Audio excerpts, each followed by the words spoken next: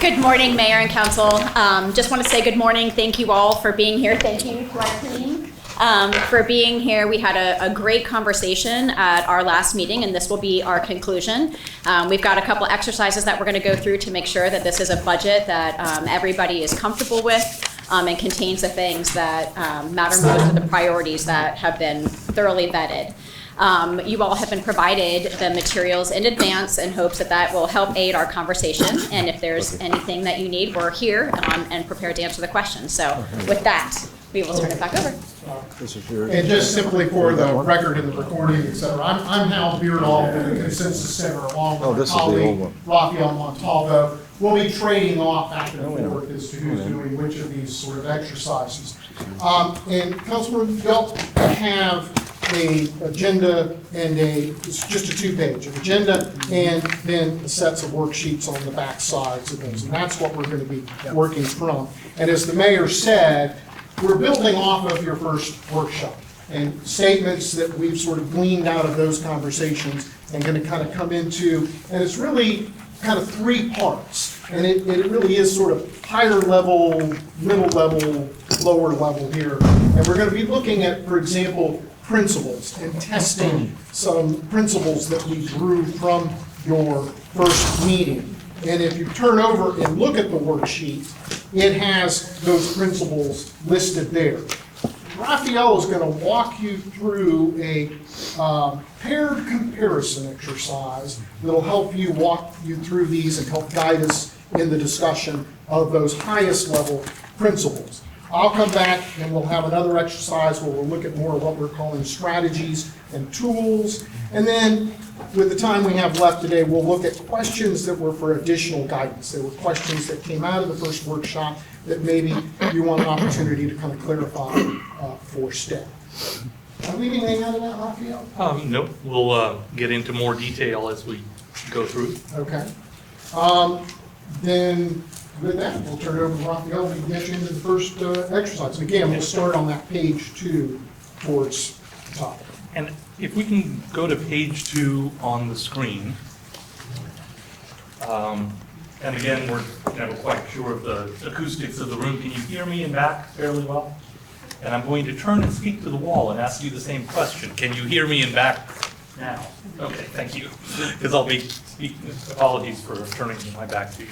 So if we could just, what's that? Yeah, let's make them even bigger so the audience can. Yeah. So much for that. Okay, so, and that's good. We went through and apologies that you don't have it yet, the summary of the last meeting and the transcript of the last meeting. And looked, you will remember that we asked you to talk about how you saw needs versus wants and the distinction between the two, and what else you thought the city should consider when making budgeting decisions. And then we had a second discussion about approaches to budgeting. The statements that you see up on the screen and that are in your worksheet are drawn pretty directly from those 2 sets of discussions. And they are a highly condensed version of everything we could find in there that was potential guidance in your comments. And so they are not in any particular order at the moment. The first one up there is an extrapolation of some of the comments around how the pickleball investment was chosen and some of the things you might consider when thinking about other investments. So considering the pattern of city investment in different areas of the city over time, how much the city has invested and how recently in each area. That could be potential guidance to staff in thinking about the composition of the next budget. Ensuring needs are addressed. Clearly, that was a big part of your discussion. We're just getting a thumping sound. I'm sure from where we're getting. I think your podium is haunted. Sure. What is it? Okay. Okay. I don't hear it now, sorry. Maintaining a balance and a balance of needs and quality of life programs and projects. That was something else you talked about. That would be guidance. Including projects that will enhance revenue in the future. We did not call this feeding the beast, but that is the genteel version of projects that feed the beast. I guess I wasn't genteel. Well, actually, I thought Councilman Cotton said it. I don't think so, but No? I'll take it if it needs to fall on someone's Whoever shoulders. said it, it was taking care of what you have first. That's related to ensuring that needs are met, but a little different. Maintaining target levels of reserves, and this assumes that minimum required levels are maintained. So if you have target levels, and we'll talk about that a little bit later, maintaining those as a principle guiding your budgeting. Avoiding millage increases in future forecasts. So that's what we pulled out of the last, the higher level pieces of your last discussion. We can scroll down for a moment. All the way down to the 3 strategies. Keep going, yeah. So we'll have a second exercise about this, but I want to highlight these because they were things you talked about, partly in response to questions that your staff posed, allowing for the use of reserves for one-time capital costs if needed to avoid service level cuts or millage increases as long as minimum required levels of reserves are met.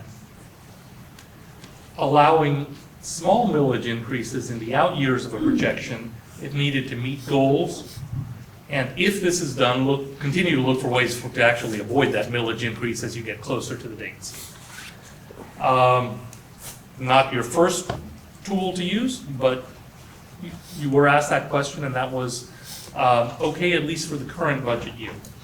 And the last one is where we omitted a word in the written materials, allowing the city to cover a greater percentage of costs for some facilities and programs with fees, covering increasing fees in some selected programs and projects to help cover costs. We'll talk about additional detail with that when we get to that point. And if you'll scroll up again, the questions for additional guidance are really from staff to you. They were in the mix, but posed in this portion, in this form. They are questions that staff had in response to some of the things you said. So what level of reserves should the city strive to maintain over and above the minimums you've decided to require by policy? Should the city consider hiring a third party or an additional position to pursue sponsorships, donations, public-private partnerships? There were a lot of things along those lines you talked about. They will take time and resources to do. They may save time and resources as well. But getting those up and running is an investment. So that question is posed by staff to you. Are there programs the city should evaluate for adjustment, either for increase or decrease? Clearly, you wanted staff to look at programs and projects for that, but their question to you is, do you have some initial thoughts on where to look first? It's okay if you don't, but if you do, they want to know about them. And then whatever else they think of in response to your discussion today. So that's sort of a summary of what came out of the last discussion. If we can ask you all to turn to these statements in your materials, and Hal, if you'll switch to the paired comparison record. So what we're going to do is ask you to think about which of these are higher priorities than others, right? And there are lots of different ways you could do this, but for a couple of the ones you're dealing with, it's maybe a more difficult question. So we're going to ask you to try and, we'll have a process for asking you to look at these in pairs. And we're going to do a quick example first to illustrate the process. So this is the question we'll be asking you to think about. And for your example, you're giving guidance to staff on the sideboard items for your next workshop. So strawberry ice cream, the way the statement reads right now, strawberry ice cream is a greater or equal priority compared to chocolates for the next time around. So we'll ask you to talk about that. Which one of these is a greater priority? And then we'll ask for a quick poll of hands. So let me ask for a show of hands. How many of you think that for the next breakfast sideboard, strawberry ice cream is a greater or equal priority compared to chocolates? So you're going to raise your hand now if you think it's a really greater priority, or if you think they're the same priority. Okay? So is that a question or a hand? No, just a hand when you're Okay, ready. all right, you're ready to go. Start the poll. All right, so how many of you would say that strawberry ice cream is a greater or equal priority compared to chocolates for the next time around? Raise your hand. 1, 2, 3. Okay, how many of you would say it's not? Oh, the question was strawberry, right? Yeah. So let me Okay. poll again. Put my hand Strawberry is a down there. greater or an equal priority compared to chocolates? How many of you say yes? Only 2 of you say yes. We lost them. Okay, so Yeah, you lost lost the me. vice That was a mayor. good argument you guys put forward. All right, so let me point something out. There are only 3 possibilities here. Either strawberry ice cream is a greater priority, it's an equal priority, or it's a lesser priority. Since I asked you if this is greater or equal, and your collective answer, because your guidance to staff is always collective, your collective answer is no, then the only possible remaining order of these is that chocolates are a greater priority for you than ice cream for breakfast. How about Neapolitan? We can get into that. That would come out in the discussion of the comparison of you helping us understand and staff understand Just can't do ice cream in the why you morning. said that. I got Just you, my only okay. option Okay. presented. So in this case, chocolates are the higher priority. There's no other possibility. It's not greater. Strawberry was not greater. It wasn't equal, so it has to be a lesser priority than chocolates. If you had said no, let's go back for a moment. I'm increasingly convinced this place is on it. Yeah. Okay, let's say you said no. It's not, or you said yes. Excuse me. Strawberry ice cream is an equal or greater priority. Then you have to figure out which is it. Is it greater than chocolate, a greater priority than chocolate, or is it an equal priority? So if you had said yes the first time around, we switch this again. If you say yes again, the only way the answer can be yes both times is if it's an equal priority. Okay? If you say no this time, then by the same logic, strawberry was a higher priority. So you've got 7 items coming out of, first let me stop, because that's a little complicated if you haven't done it before. Does that make sense? Yes. Okay. We're going to try to be maximally transparent with this. So Al is keeping a record of your polls on the, because it's easy to sort of screw up. So we've got some 30 people in the room who can look at this and just tell us if we made the wrong call here for whatever reason. If I haven't had enough coffee, you've got 30 backups in the audience to tell you, oops. Okay. We will then, I will put some Post-its up here that just indicate the order. You'll see a little letter at the back of each of these statements. So we'll keep track of the emerging order over here with Post-its. There's a limited number of comparisons you'll have to do. It looks like you're going to have to compare everything to everything else. You won't. Once an order starts developing, we'll start in the middle with the comparisons, and the new item will either go down or it'll go up. And there are only 7 items, so it'll sort itself out perhaps more quickly than you think it might. And some of these comparisons are going to be straightforward. You're going to be able to say yes or no. But there will be others where you're gonna have to think about it and struggle with it, and that's the whole point of the exercise. We want you focused on 2 of them at a time, not just ranking the list. You good to go? And I'm assuming I'm gonna use the letters when I put the comparison. Yes. Yes. So, let's try the first one here.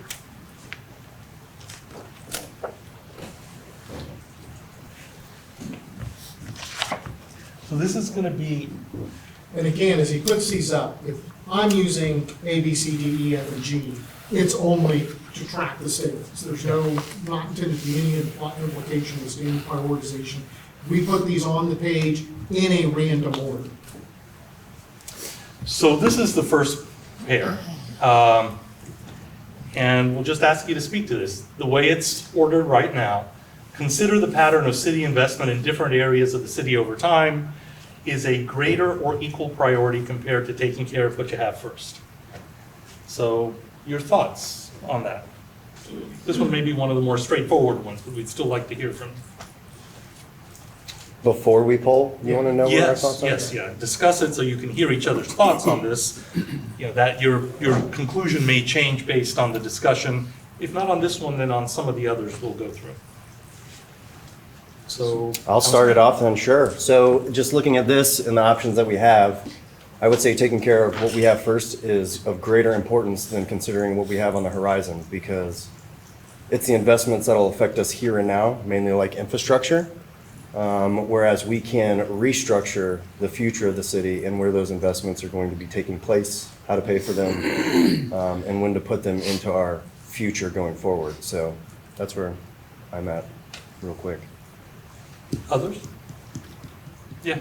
Yeah, so I look at those two, and I think the first one is a daily task list, right? It's something that's being done daily, taking care of what we have first, and then considering the pattern of city investments, that's long-term planning. So I would reverse the order. So this is Greater greater? priority. Okay, Mayor? Can you help me understand what we mean by city investment? So this emerged from the discussion of the pickleball courts. And part of that discussion was, well, in making this decision, what kinds of investments has the city made in Countryside in recent years? And what kinds of investments has it made in other areas? And then the discussion broadened somewhat to thinking about, when talking about particular or considering particular projects, the history of investment in that area versus the history of investment in other areas of the city. Does that help? There's a little more detail in the version on your worksheet, but that's basically it. Well, for me, I mean, it's different. Pickleball courts are far different from, sewers or Sure. roads, streets and roads. So broadly, I mean, that's, it's hard for me to answer that. I'd say, coming back, since we've used pickleball as an example, our team did a great job with McKay Park pickleball courts and getting Frenchie's Foundation to donate $150,000 towards that. In hindsight, we might have been able to get more investment from other folks out on Clearwater Beach to help us cover that kind of thing. So for that kind of investment, I think, when we perhaps have the opportunity to get community participation in some things, for that kind of investment, I would say it's lower. That said, there are other things, infrastructure-wise, where an investment would be an equal priority to me. Okay. So it depends on, for you, on the type of investment that's being talked about. Right. Vice Mayor? And I kind of agree with that. Look, we tend to put our money in areas that need it the most. And I can tell you, it's mostly been beaches and downtown because we have problems there. So we seem to be talking about that more than we talk about any other place in the city, which I can tell you now, Countryside is starting to get old. I mean, everything we have in Clearwater now is not brand new. So I think we have to be real careful about front-loading things that really need, help all the time. Like I hear from people in Countryside that all you talk about is downtown, the beaches. What about us? So I think that we got to be careful to include all areas of the city. And if you want to use a pickleball court, that's fine. It's something that Countryside needs and wants. And So this is an effort to sort of zoom out from I know, the specifics I know. of the pickleball court to the more general. I understand you're not idea. just talking about Yeah. pickleball, Yeah. but I think that if we constantly just put our efforts in areas that really need it first without talking about other areas, that will get us in trouble, so. Okay, all right, so obviously, it's not, pardon the pun here, completely black and white. Councilman? Well, if it wasn't black or white now, I'm going to make it way worse. Okay, good. That's the whole point. Was hoping we were going to discuss chocolate and strawberry ice cream. Apparently, we're done with that discussion. To back up, so I think what we're trying to get to is how we prioritize our budgeting decisions, Yes. the philosophy behind it. So for me, I think we almost need to establish some sort of criteria or method of scoring that prioritizes, is it a level of urgency? Is it something that's a safety concern? Is this a mandate from the county, city, state, or federal? Is it vulnerable? Infrastructure getting old? I mean, so I think once you rate and score those, then you have a better idea of what falls, because these are a little too broad to just pick one over the other, because if you fill in the blank with anything random, each time we discuss it, we could flip them around. So Okay. for me, I'm a little challenged on this. Okay, so, And for me, if I can add on, in addition to the city investment not all being the same, the bottom part for me is not all the same either. If we say take care of what we have first, I'm not for making that a priority if whatever we're doing is archaic or outdated or something that we would never start today, or a program or something that participation has fallen way off because the private sector's come in and offered people more attractive opportunities to do whatever. For me, that's a mixed bag too. It depends on the situation. all right. So you do have the option of rating these equal. At the same time, you may also want to think about it. Yes, there are a lot of specific examples that could go either way on average. Is there one that you would rate a little higher than the other? But you're at liberty to rate these as equally important. So, anything else you want to offer before I ask for a poll? I mean, I'll jump in too. I agree with what everybody here has said, right? Because it is looking at, when first thought came out, I'm thinking of infrastructure. Just to think of just the buildings that we have now, the infrastructure we have now, how to update those and maintain those and keep them in operational order, right? But then looking to the future of making sure we're not missing the woods for the trees, and making sure that infrastructure, sewer lines, gas lines aren't being tendered to, and made sure that those will have money come down the road. So I can see, to your point, Mayor, where you said they go hand in hand, and I see that too.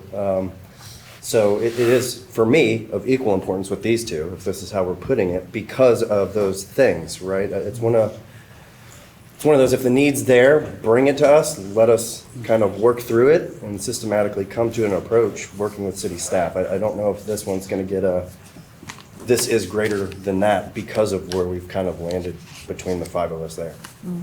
Because I agree with everything you guys have said. I agree. When I was given the choice, I intentionally tried not to get in the weeds, because then there's going to be exception to everything, right? Whether it's pickleball, whether it's investments, whatever.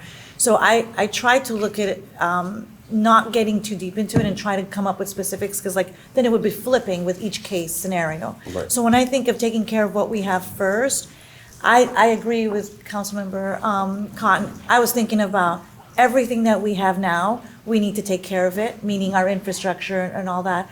But I understand your points, like when you were saying, what is the criteria? That question actually popped into my mind, and then I just kind of retreated and said, no, let's just stick to the first impression that you have, because then if we do start going delve deeper, then I will flip with every specific example, right? So I still think that for me, taking care of what we have first, based on what I'm basing that on, is still a priority for me, because I take it as everything that we have now, we need to make sure that it's in working order, whether it's infrastructure or our own capital assets. Okay. I'm sorry, go ahead. No, you're good, you're good. Quick question to staff. Is there a point system of any sort of criteria in use right now? I don't even know what it is, just, is there one? Yes. Okay, okay. Okay, so let's see a show of hands here. How many of you would say, and this is, add one more thing here, this is about geographical equity. We originally thought about putting those words on here and thought this would be a little clearer. But, you know, geographical equity among areas of the city principally. So, how many of you would say this is a greater or equal priority, given the discussion you just had, compared to taking care of what you have first? Greater or equal? You know, 3. I'm going equal with that, so that's where I'm just, Okay, all right. because I do believe that taking care of what we So have we've got first. 3 yes, and the other 2 are no on that for the moment. Okay. So let's do it this way. I need to put the tape in the middle of these things. Taking care of what we have first is a greater or equal priority compared to considering the pattern of investment in different areas of the city over time. How many of you say this is a greater or equal priority?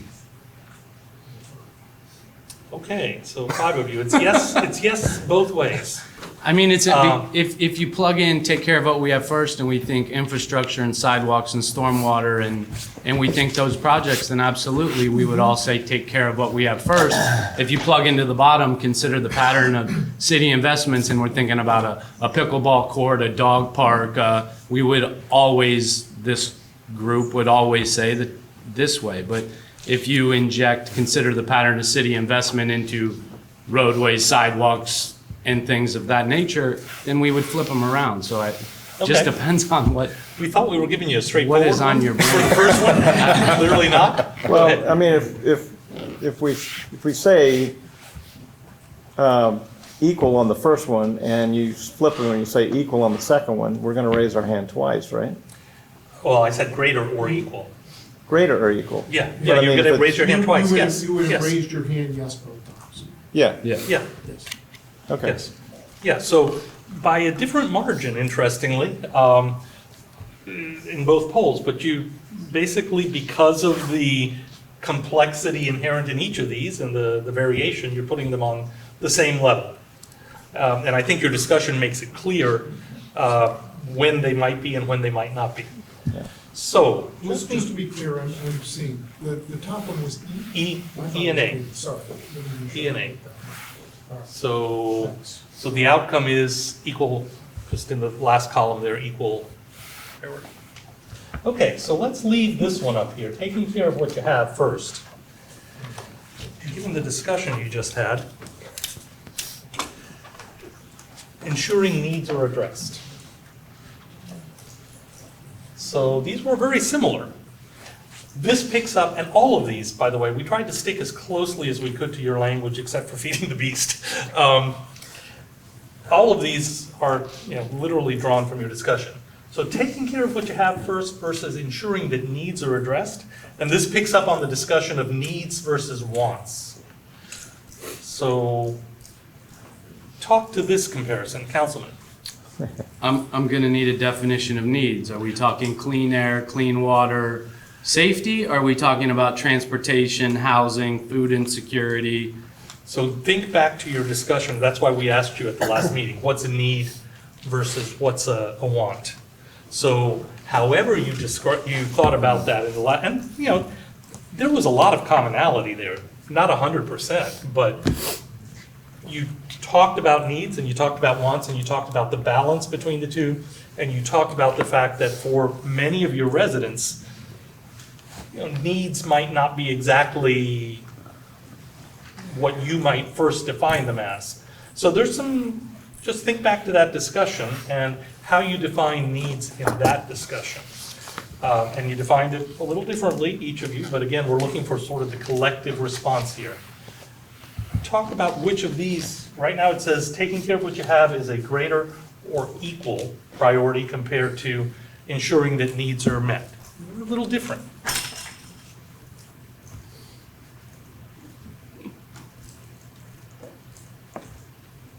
Yes, The first idea that pops into my mind with ensure needs are addressed, in a way, it could be an equalizer when addressing the patterns of spending throughout the city, right?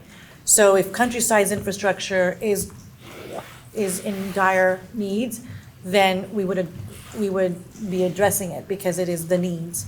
But again, I'm trying not to get into the weeds because then everything's gonna be equal to everything. If I'm going to get into the needs, I'm trying to look at it from up here. thank you. By ensuring needs are addressed, I feel it can be an equalizer to the pattern spending. And it also can address what we have first. So the statement ensure needs are addressed, to me, is quite significant. And it has a lot of implications that actually bumps it up in priorities, because it does have fingers, I guess, that extends to all the other priorities. So for me, it would be the other way around. I think ensuring needs are addressed would be greater, because it does have, it does address other priorities. Okay, all right, thanks. I'm ahead. seeing them as equal from a 45,000-foot view. Again, we could get into the weeds, as you've said, and each issue, we're all going to have a different take on it for various reasons. Again, right now, if we're taking care of what we have first, that should address certain needs. If a need comes before us from staff, I think that we, through that guise, or filter rather, take what's there and try and make the best decision for the city or that area at the time. So I see it as an equal issue again. Okay, other thoughts? Go ahead. I look at, it's hard to think back of exactly what we talked about last month, but needs to me are basic needs, like trash pickup, safety, fire, all the important things that we have an obligation to give our citizens. So I look at that as more important than, but I mean, if you define it as, let's say, other needs that people might think are needs that aren't as important as that, it might be the other way around, so. Okay. Mayor? I'm still not entirely clear on the top one, what that means. But I agree, the bottom one for me is essential services, the basic services of local government, and that's public safety, streets and roads, those Okay. things, so. But I'm still not clear on what we're talking about on the top one. Okay, yes. Just to interject from my 40,000-foot view that I alluded to, I see what we have first as those, our police departments, our fire departments, the infrastructure, everything that is set in place now as the local government. And that's why I'm saying it's essentially for me, from that vantage point, in the vagueness that we have, the same or equal, right? Because we still have to take care of what we've already have established while ensuring needs are addressed. I could give you a very specific example, but I'm going to reserve and hold that off. So I have a question. As the mayor said, I'm not real clear either. Is taking care of what we have first, is that like the infrastructure that we have, we take care of first? Like buildings, maintenance, that kind of thing? Are we talking libraries, parks and rec? I don't know what we're talking. When we have a lot of stuff, it's not necessarily a need. So I don't know if that's what we're talking about at the top or not. But Okay, fair enough. Other thoughts? No, I didn't interject yet, so I will give you, without getting into the weeds again, needs, safety concerns, clean water, clean air, common spaces, these are needs, should be primary for us Okay. as a government to provide, so I'll go with that one. I'm still in the same place of above and outside of all this. I think, you know, we should be more focused on philosophy surrounding budget decisions, how we evaluate what and prioritize. I feel that we're kind of, as a government, in a incremental budget process, as most are. And I think kind of where it seems that we're shifting is more into a priority-based budgeting process. I think those are discussions and how we rate those priorities and urgency and safety on down to through needs and wants brings us through that. I think that's more value to me and where we go forward. But for the sake of exercise, ensure needs are addressed. So, I mean, it's perfectly fair to want more detail. You don't have it today because Yeah. we're building on last discussion, but maybe the outcome of this is you actually need a list of criteria that you're all in agreement with, or at least roughly in agreement with. We can bring that forward to the next discussion. So, anything else on this one? So let me see a show of hands.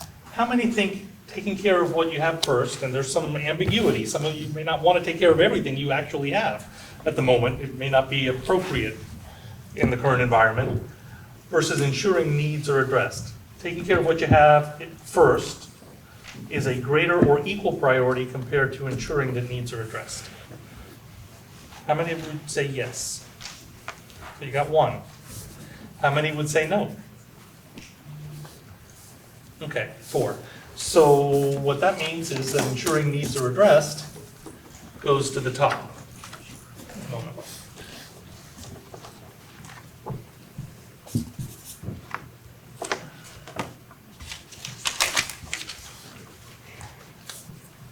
Okay. Had a plan here, but you've clearly come up with, these two are vague, and so I want to get you away from that a little bit.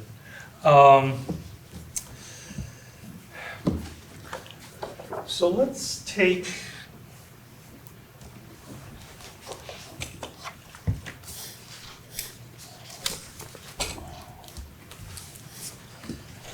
these two. Consider that the pattern of city investment over time in different areas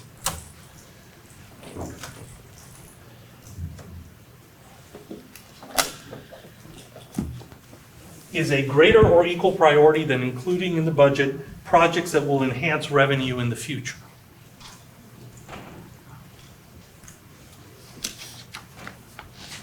What are your thoughts on that?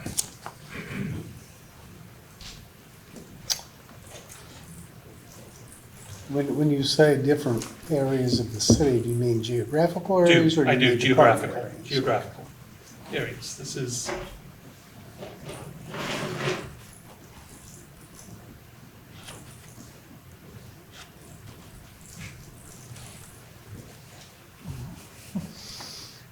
So 45,000 foot view again. you keep going up. Right. You were 40 before, 49. you're 45 now. We gotta climb. I gotta keep it bigger for you guys. So I would see including projects that enhance revenue, something that's more important for me in this term of things, because I would like to, as alluded to in the last discussion, make sure we're maintaining the millage at what we're at and trying to look to lower it.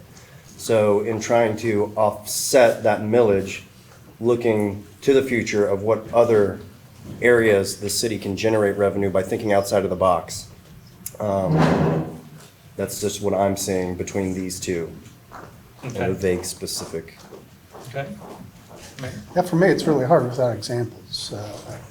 And I think we got 5 people maybe thinking of different examples for each one of these. So that's challenging for me to know exactly what it is we're talking about on really either one of them. Yeah. Okay, so you're all a detail-oriented bunch. Vice Mayor? Okay, so coming down off that 45,000 foot You're at view. 42.5. Where are you at? Well, Yeah, yeah, can we get- 45. Let me level off here. You know, we could still consider a pattern of investment in different areas of the city that includes projects that will enhance revenue.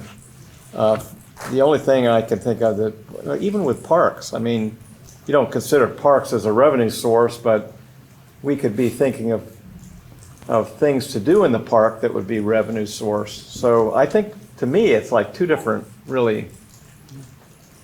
things that could be mixed or not. Well, for sports tourism, they can be Yeah, revenue Yeah. sources, for sure.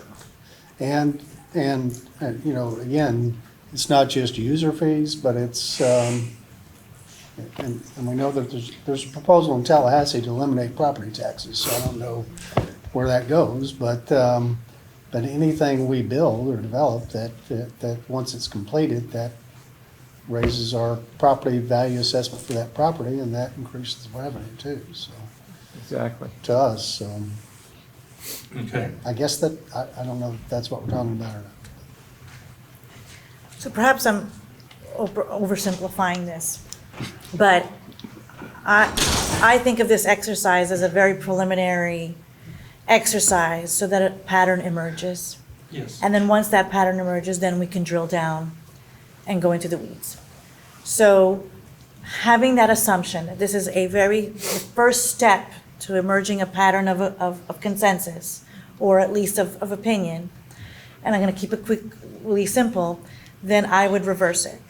Include projects that will enhance revenue in the future is greater, because I feel that has a direct correlation with the success of our future financial stability and success.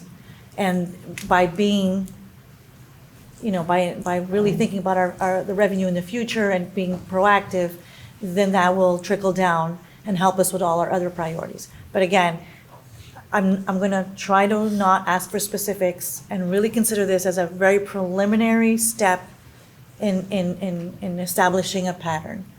Okay. So doing this will help you with your other priorities, including potentially doing this down the road. Is that, okay?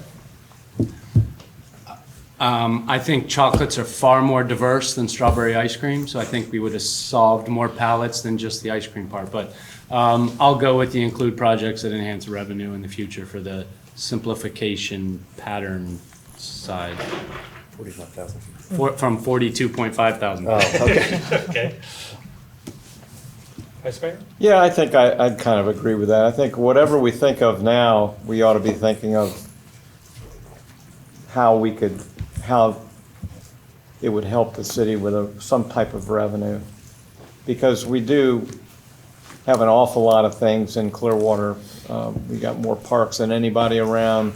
We libraries, I mean, we really give our citizens a lot. And it would be good to start thinking of ways that we could monetize, that. Okay. Okay. So, anything else before you take a quick poll?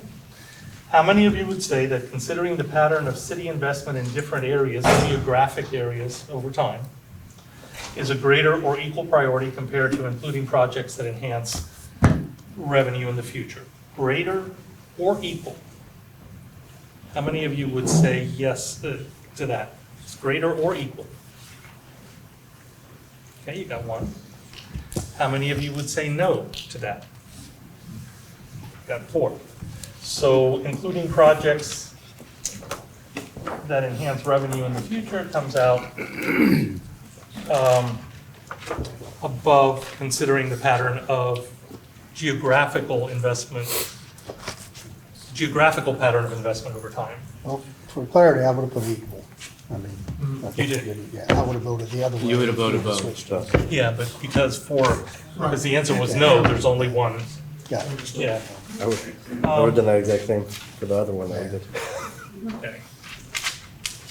So, Well, what he's saying, see, that's what I don't get. He's saying if you would have switched him, he would have voted the other way. Not on this last one, but the one before that prior, where it was Yeah, I got it. 1-4, would have probably been a 5-0 afterwards. right. Trying to minimize the amount of I time. get it. Okay, so let's look at these two. Including projects that will enhance revenue in the future versus ensuring needs are addressed. Is That's D versus B, Hal, if you need. Yeah, Councilman. Again, safety, water, air, needs are addressed is going to be paramount. Okay, Agree. yes. See a head nod and a thoughtful look. I'm just trying to stay vaguely specific, but I'm finding myself going into the weeds too much. Okay. You need some good herbicide. Yeah. Mayor, anything to, Well, I'm like him, I'm not sure what guidance this gives anybody when we're, well, we'll look at the result. when We'll look at the we're result. not getting specific. You gotta figure out what the next But step for me, are. you know, the basic services of local government Sure. are what they are. And they're Okay. well-known, and we have, at a minimum, we have to provide those. So. Okay, so how many of you would say projects that enhance revenue are a greater or equal priority compared to ensuring the needs are addressed? So I will say this, before we take that poll, is the way that I'm articulating this vaguely in my head is that if we're looking to include future revenue, outside of the box revenue that we're not maybe generating now, that will help us ensure the needs that are addressed currently. I don't think that saying yes to the top one as being greater is necessarily neglecting what we have currently. Yes. And all of these are priorities. They were drawn from your discussion of guidance. So we're looking for an order, but we're not looking to say any of these are not priorities. Okay, so I didn't see any hands go up for this, so ensuring. Well, that- I'll put a hand up for that. You can do one. For a Okay. yes, then, For after a that yes? comment, yeah. Okay, Because he's any, speaking up, he's- any others? Okay. All right, so this order We're stays. assuming then the one and four. Yes. How many would say no? And then you really hate doing this. But you're not a yes. No, and I think what we're driving at the end of the day, taking a long route to get there, but is at what point would we raise taxes? You know, if all we had was enough revenue to cover basic services, would we be willing to raise taxes to do anything more than that? Okay.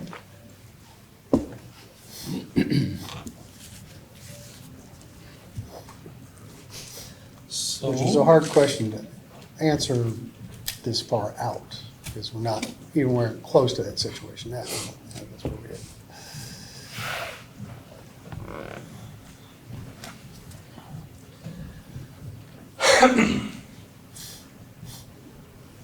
Look at this comparison.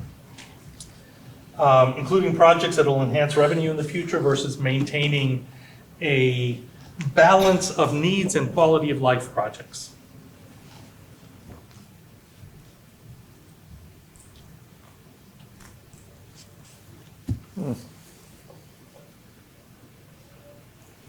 Councilwoman? First thing that comes to mind is that if we are successful in enhancing our revenue, then we'll have less, we're gonna be evaluating less needs versus quality of life projects, right? Because that's needs versus wants. Enhancing our revenue will help us balance those two. So I would say that including projects that enhance revenue is at least equal priority to maintaining a balance needs in life, because I think the first will facilitate the second. Okay. So I agree with that statement. I don't want us to forget, though, that if we're doing things, as the mayor alluded to earlier, that are antiquated or just don't make sense anymore, that in and of itself will also allow us to save money and put it towards something that make our city, your department, more efficient and effective. So just adding that to the statement she gave. What's your altitude? I have no altitude for this one. I'm just in the clouds. Again, simplification, being citizen-centered, customer service oriented and providing for them first, maintain a balance of needs and quality of life for me is a higher priority over revenue in the future. Okay. Same. I would say equal, and I think if we're innovative, if we're doing what we should be doing, if we're running efficiently, we should be able to do both. Okay. So how many of you would say this is greater or equal? 3 of, okay. Let's get the 3. On this one, we will switch.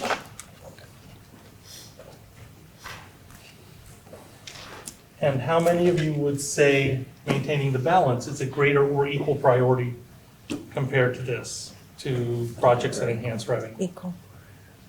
5. Okay. So it's yes both ways. On the first one, there was 3 yeses. Yes.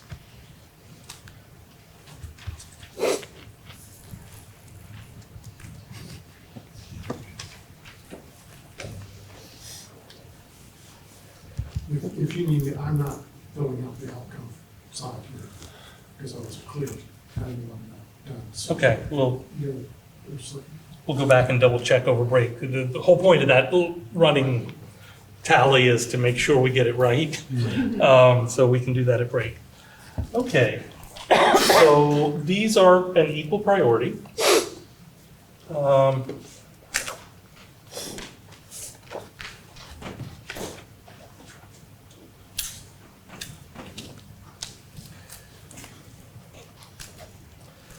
So maintaining that balance is a greater or equal priority compared to avoiding millage increases in budget forecasts.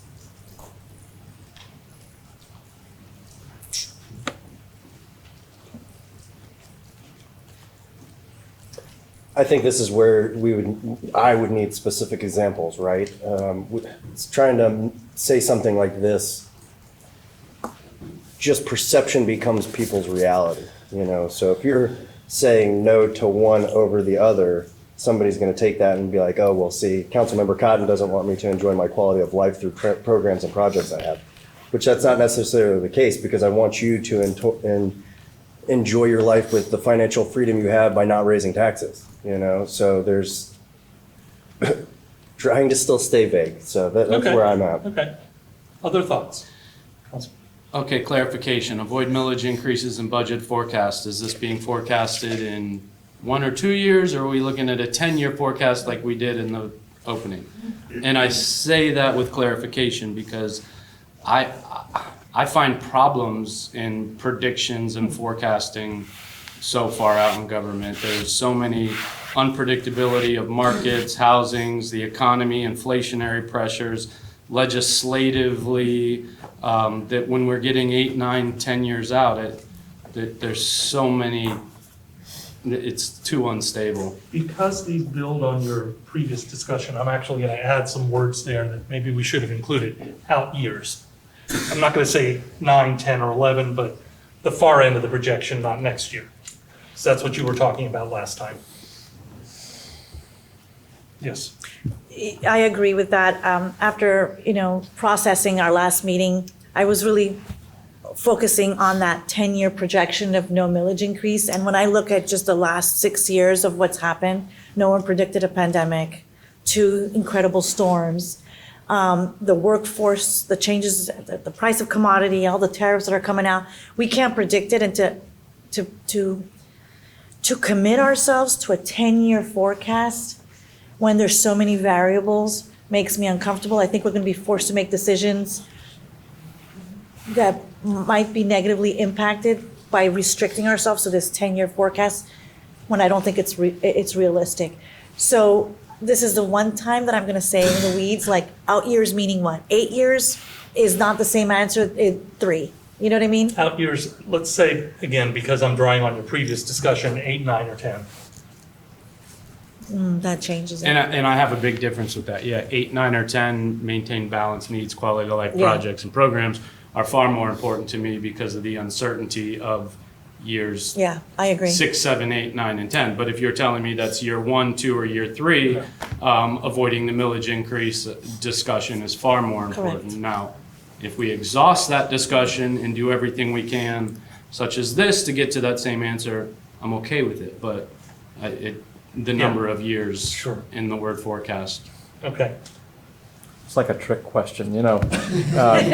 You've convinced me that they Nobody are. wants to say, yeah, we're okay with millage increases, no matter what, because it'll get out and, you know.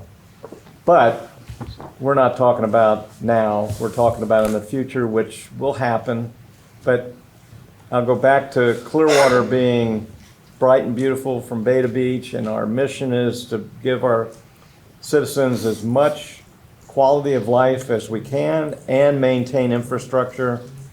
So I'm going with the maintain a balance as the most important. Okay. Now, I'm looking to see if I might have actually confused things by not including, Oh, I'm sorry. no, you're fine, okay. Mayor, anything else to add? Yeah, I feel really strongly about this. To consider a millage increase down the road is one thing. To forecast it, I think there's just poor leadership on our part. And particularly considering, and I don't know how serious it is, but there's a proposal now in Tallahassee to eliminate real property taxes altogether. I don't even know what our source of revenue is going to be. And got considerable concerns about that proposal, and I'm sure many other municipalities in Florida do, but I just think we owe it to our taxpayers to do our best to do what they do, and that is live within their means. And to consider if we needed to maintain those things at the top, yes, I think we all would. We love our quality of life here. We love all the things we're able to provide. And so if we had to consider it in the moment, I think we all would. But to forecast it, I just don't think it's good leadership. Just for clarification, we didn't include this language in the principles, but if you look down at the corresponding strategy here, it says, and continue to look for ways to eliminate that as you approach those years. So 8, 9, and 10, and continue to look for ways to. And I would avoid also it. say, as I think I said last time too, to forecast a millage decrease, I don't think is necessarily good leadership either. I mean, it's, but in the moment, if we had to consider it to keep our quality of life, I think we all would. Vice Mayor, did you have another comment? Nope.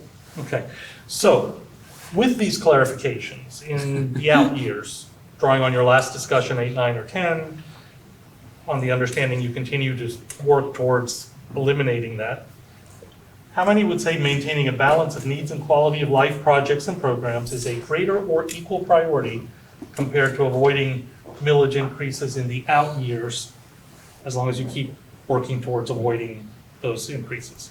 Yes to this order. 1, 2, 3, 4. But to still forecast the increase that you're saying. Well, they're in the, yes, they're in the budget projections, I should say, So for years 8, 9, or So we're 10. voting to put the millage increase in the forecast. You're voting to, first of all, you're not voting, it's a poll. We'll come back to that. But to allow staff to work with projections that include, and this is a clarification from staff, that Yeah, include these increases. So I'm Or- sorry, I don't want to interrupt, but there's a couple things that I feel like we need some clarification on. First off, in terms of forecasting, it's a requirement for us in order to compete and be eligible for the FGFOA budget award that we continue to get. And the longer your forecast out, the more points you get.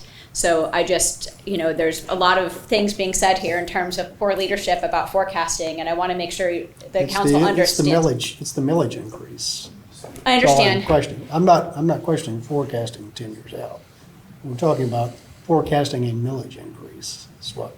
Okay, well, and like I said, and we can go through that, but I want to make sure that the council understands in terms of why the forecasting is there and where the 10 years comes from, including the millage increase, because it shows what our spending, the impact of our spending by staying on this track. But we That's- don't have to forecast a millage increase. Well, I think we're all okay with the 10-year forecast.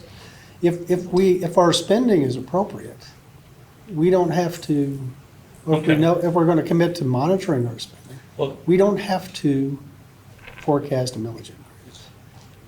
We have to make some decisions, and some of them may be tough, on what we plan to do long-term, but Sure, and we don't that's. we don't have to automatically put the increase. Well, and something else, and then I'll let you guys come up and also explain, but I know this exercise is difficult. Creating a budget is difficult. Right now, in our CIP, we are sitting on 147 projects over the next 7 years that to equate to over $541 million. That's just what's funded. We don't have what's unfunded, which is a lot of that. So it exceeds that.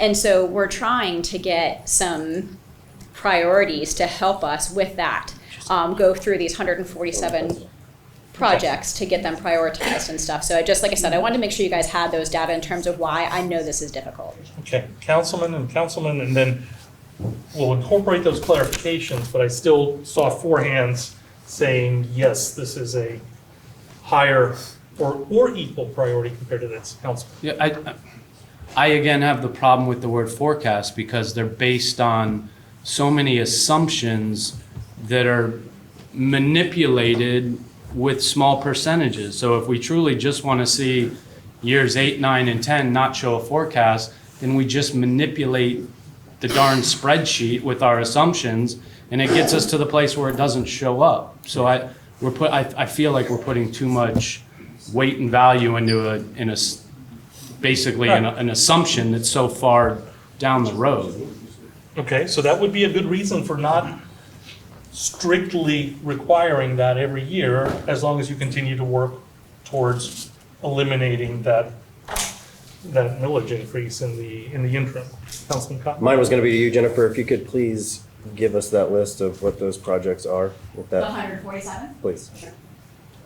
Okay, so, sorry about all the writing here, but we were too succinct in writing this one up. Avoiding a millage increase in the out years of budget, I'll call them projections, they probably technically are forecasts, but the city is required to do them, and they're required to do them based on their best understanding of project costs and a whole range of other things. So let me, and so again, they're out years, 8, 9, 10. Maintaining a balance of needs and quality of life projects and programs is a greater or equal priority to avoiding millage increases in the out years of projections, 8, 9, and 10. Equal or greater? See the hands again. Okay, 3, 4, 4. Okay. How many no's? Okay, 1. So we need to flip these.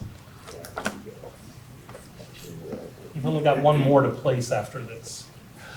Avoiding millage increases in the out years is a greater or equal priority compared to maintaining a balance of needs and quality of life projects and programs. So if you raise your hands twice, you're saying it's equal. Okay, so we got 3. So you're putting them on an equal plane here.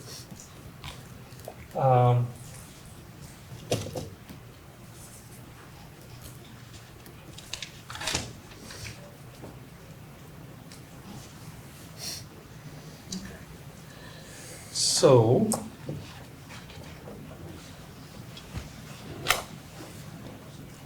got 1 more to go.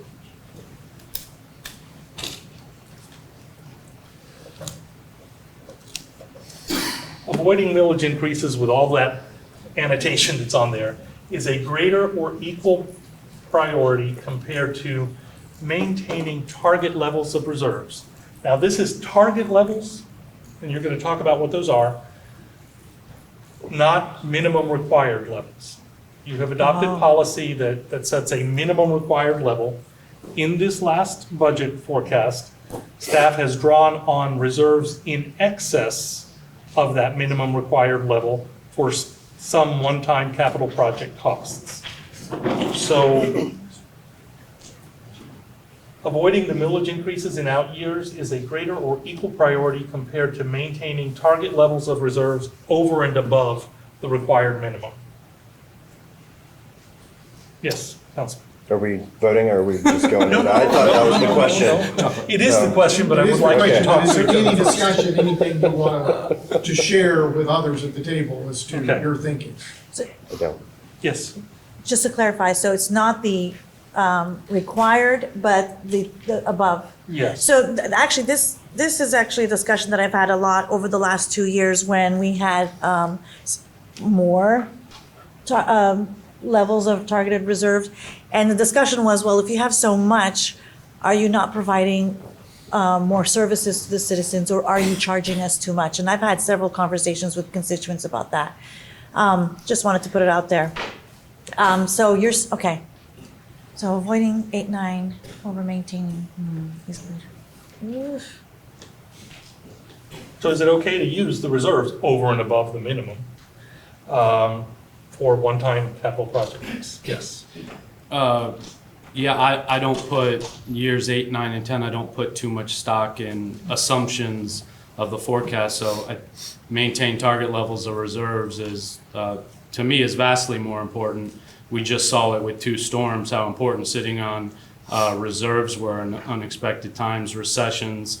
We're a city that relies heavily on tourism. You have a Gulf oil spill, a hurricane, a red tide. We're exposed to quite a bit of risk in our community financially, and I think maintaining target levels of reserves for stability and flexibility are vitally important for our city. Okay. That's why we have minimum levels. It's a balance because you don't want to be sitting on too much. People are saying, why are we paying so much tax and you're just sitting on it? But you need to have enough to cover things that happen that we don't account for. So the target level versus the minimum level, I would say I'm more for the top one than the bottom one. Okay. Mayor? Yeah, I think they're both equally important. Definitely, I think the last time we had this meeting, we had spent $70 million on hurricane recovery type things. So we'll get hopefully most of that money back, but not, I mean, it takes a long time sometimes, so. And we didn't even get a direct hit. This Helene was 100 miles off our coast, so I think they're both equally important. Okay. Councilman? If nothing to add. Okay, so how many think avoiding the millage increase in the out years of budget forecasts or projections is a greater or equal priority compared to maintaining target levels of reserves, target levels above the minimum? This is a greater or equal priority. How many would say yes? 3. Okay. How many would say no? 2. So let's flip it and see.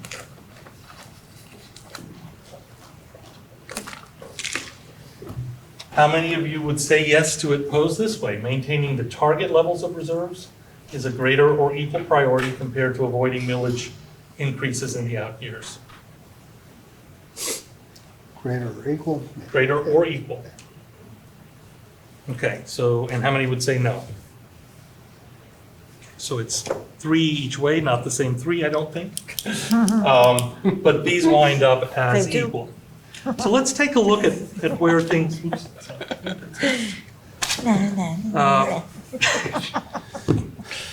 All right, so let's look at where you wound up, because there is a distinction here.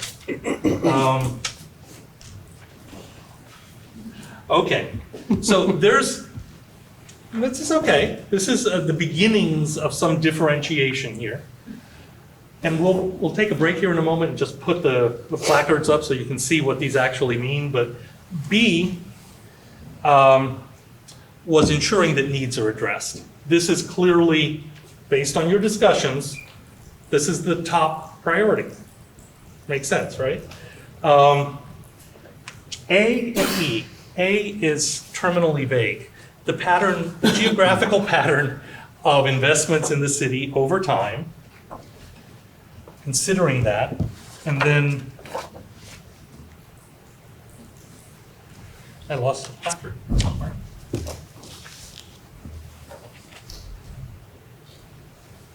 Is it on the board? Sorry. Here it is. So ensuring the pattern of city investment is geographically equitable over time. And taking, it was E that was terminally vague, taking care of what you have first.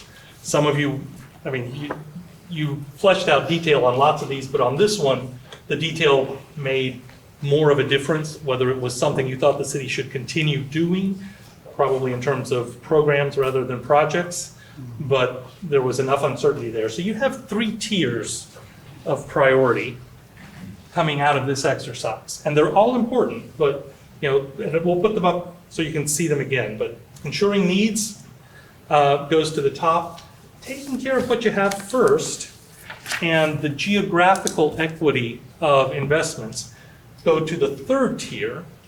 There was a lot of discussion about other things up here, enhancing revenue, doing some other things will make it easier to achieve that geographical equity, will make it easier to take care of what you have. So that's the logic of your discussion. I'd like to take a break so we can put up the placards and you can actually see what these mean, but this is what comes out of that. The other thing I would say that clearly emerged from Councilman Menino's comments, and I did see heads nodding around the table on this, detailed criteria, more detailed perhaps than what you have now, for evaluation of projects, particularly coming as a way of taking this to another level. Don't know exactly what that would entail, but this is, as some of you said, the very highest level of sorting. You got more sorting to do if you decide to go down the path of criteria. So I just think it's responsible. I think you take your strategic plan, you see where different projects and programs fall into, how many boxes are we checking on hitting that as far as delivery to our citizens, and we prioritize urgency and needs down to wants, and we don't take incremental budget from one year to the next and try to fit everything into it. I think you prioritize, you take your revenues and you live based on your means and what can you fit onto that table of programs and plans based on the money sitting on your table and not based on the previous year's expenditures. I think it's a completely different train of thought and philosophy, and I think it's worth discussing. Okay. Take a break if you would. We'll come back in 15 minutes and pick up where you left off.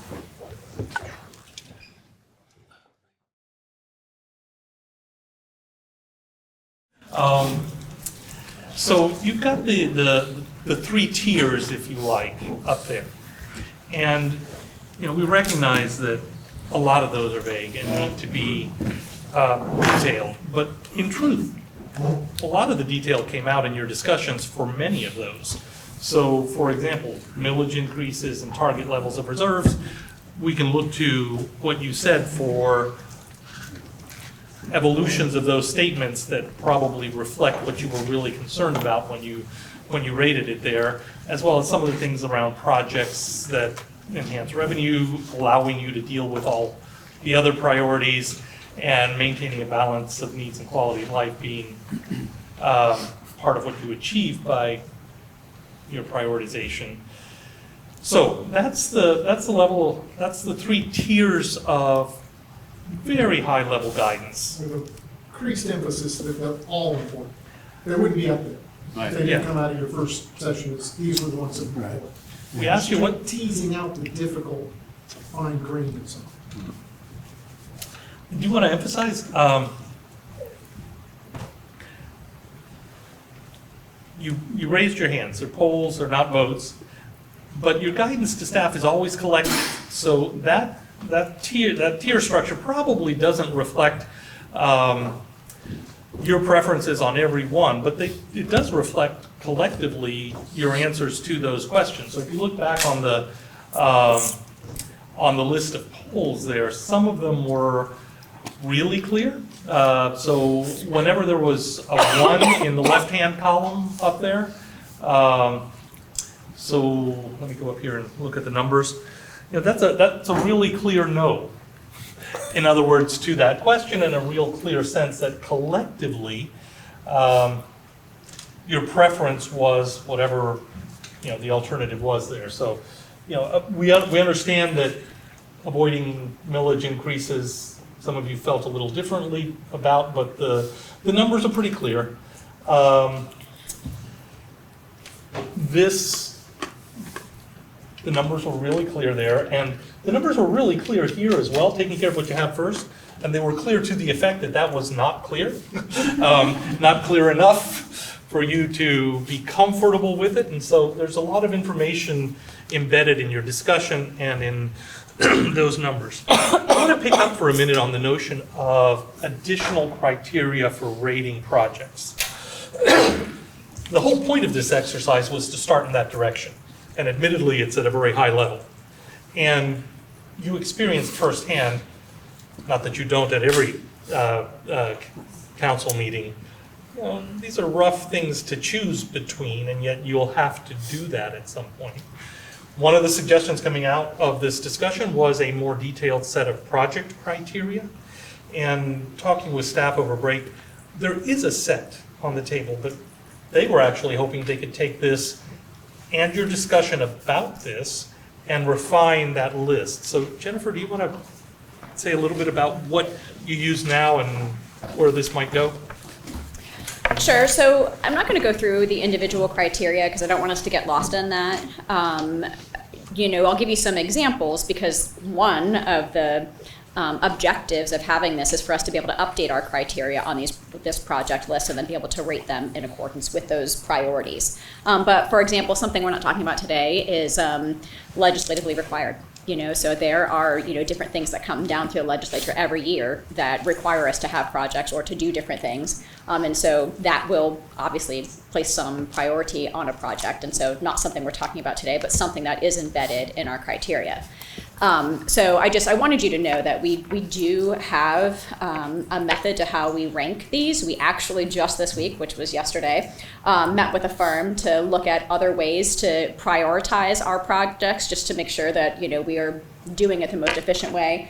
I know that our budget team is also internally having conversations in terms of how to better prioritize our projects and then communicate how those projects are prioritized. You guys see the capital improvement list in the budget, and so you have that, but just in terms of having an understanding of how we put them in the budget and rated them in the budget, so just more communication tools. So that's just some examples in terms of what's in here. And like I said, I don't want to go through it all because you'll be like, well, that doesn't make sense. Exactly, that's why we're trying to update our list with new priorities. So Jennifer, Sure. Hal and I said we'd act as rabbit hole police the last time around. I want to pose a question that opens up all kinds of little rabbit holes and say, well, we won't let you go down there. But I want to at least, could you just read off the 10 criteria? And Okay. we're going to be really draconian about this because you could spend the rest I of can the day. try. Marcus, can you read it? I don't have my glasses with me, so I literally can't see it.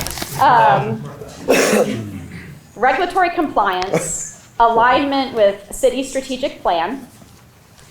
You'll Public- get this afterwards. Yeah, public perception, public relations, level of service, operating efficiency of the city, maintenance and cost, safety and security, risk, and return on investment. And I'm doing so good. Scale of magnitude. That's it. So those are, again, we can take a couple of questions for clarification, but you obviously can't clarify all of those now. The point is, staff is going to bring that back to you and these back to you and engage with you in a discussion of how to translate these into that. And they'll have some thoughts on that as a starting point. And, so we mentioned about, what we did last year in April. So right after you all, well, the three of you were elected in April, we had our strategic work plan.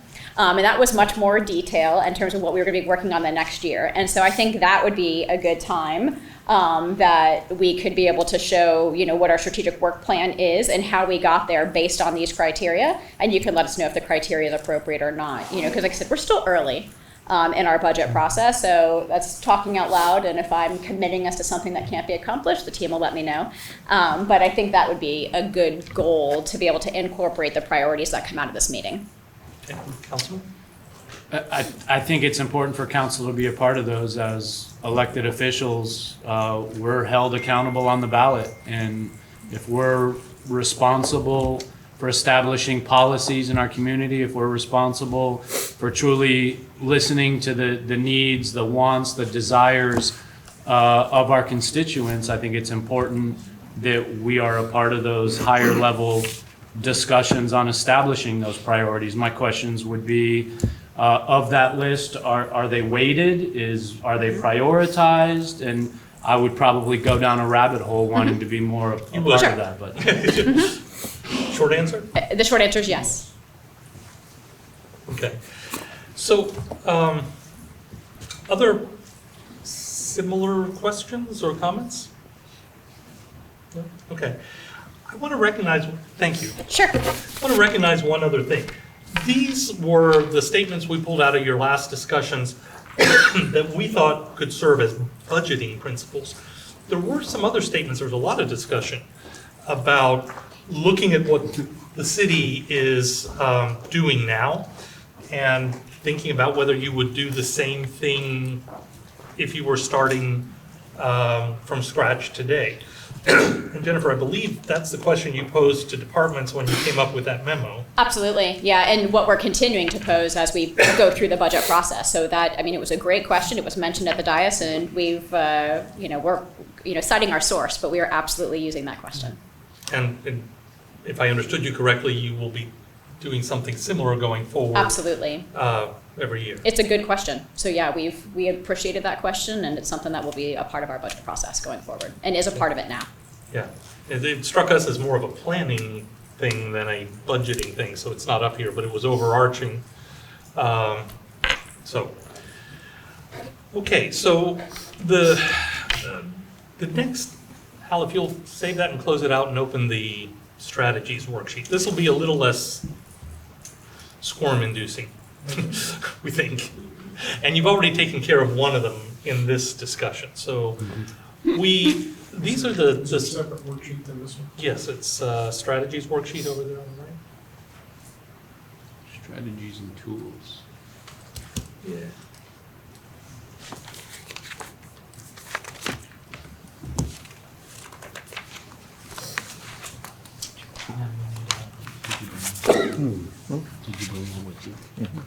So,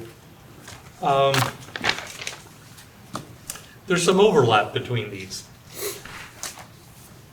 So in some cases, there's a lot of overlap. So actually, if you'll scroll, I'll come back to that scale at the top in a moment, but if you'll scroll up, I think in terms of strategy 2, I think you've pretty much addressed that. These were statements about tools that you're comfortable using or maybe comfortable using, letting staff use in preparing budget projections, and we wanted to test them with you. And then sort of get a sense of where you stand on them and how you might modify them as guidance to staff. So I'm going to omit strategy 2 because I think we'll rate it, but I think you've already spoken to it, and then if you'll go down a little bit more. You have a question? No, I'm just asking. We don't have a printout of that, do? It's not the exact one. Oh, is it not? It You is.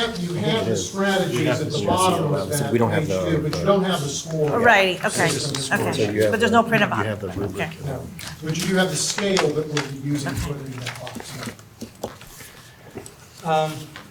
Yeah, I'm sorry, I did left a whole bunch of space there. So, I think coming out of this last discussion, an additional strategy is develop a more detailed set of prioritization criteria with council. But let's go back up to strategy 1 here. Yeah, I think you've got the scale in front of you. Yep. So, let's do an initial rating of this and then just sort of ask you, I think we heard some of it in the discussion, but just sort of ask you what qualifications, edits, additional detail you would put on this one. So the first strategy is allowing the use of reserves for one-time capital costs if needed to avoid service level cuts and/or millage increases in the current budget year, that actually should probably be the coming budget year, as long as minimum required levels of reserves are met. I'm seeing some heads nod. Take a minute and read that. Yeah, Are we Councilman. voting? Not yet. Oh, I thought it was I a want to make preliminary sure vote. everyone's had a chance to, I want to be sure you've had a chance to, if you have something you want to say that leads to your vote beforehand. Gotcha. actually, I do want to rate first and then discuss, and then we'll rate again if need be. Just want to make sure everybody's had a chance to read it.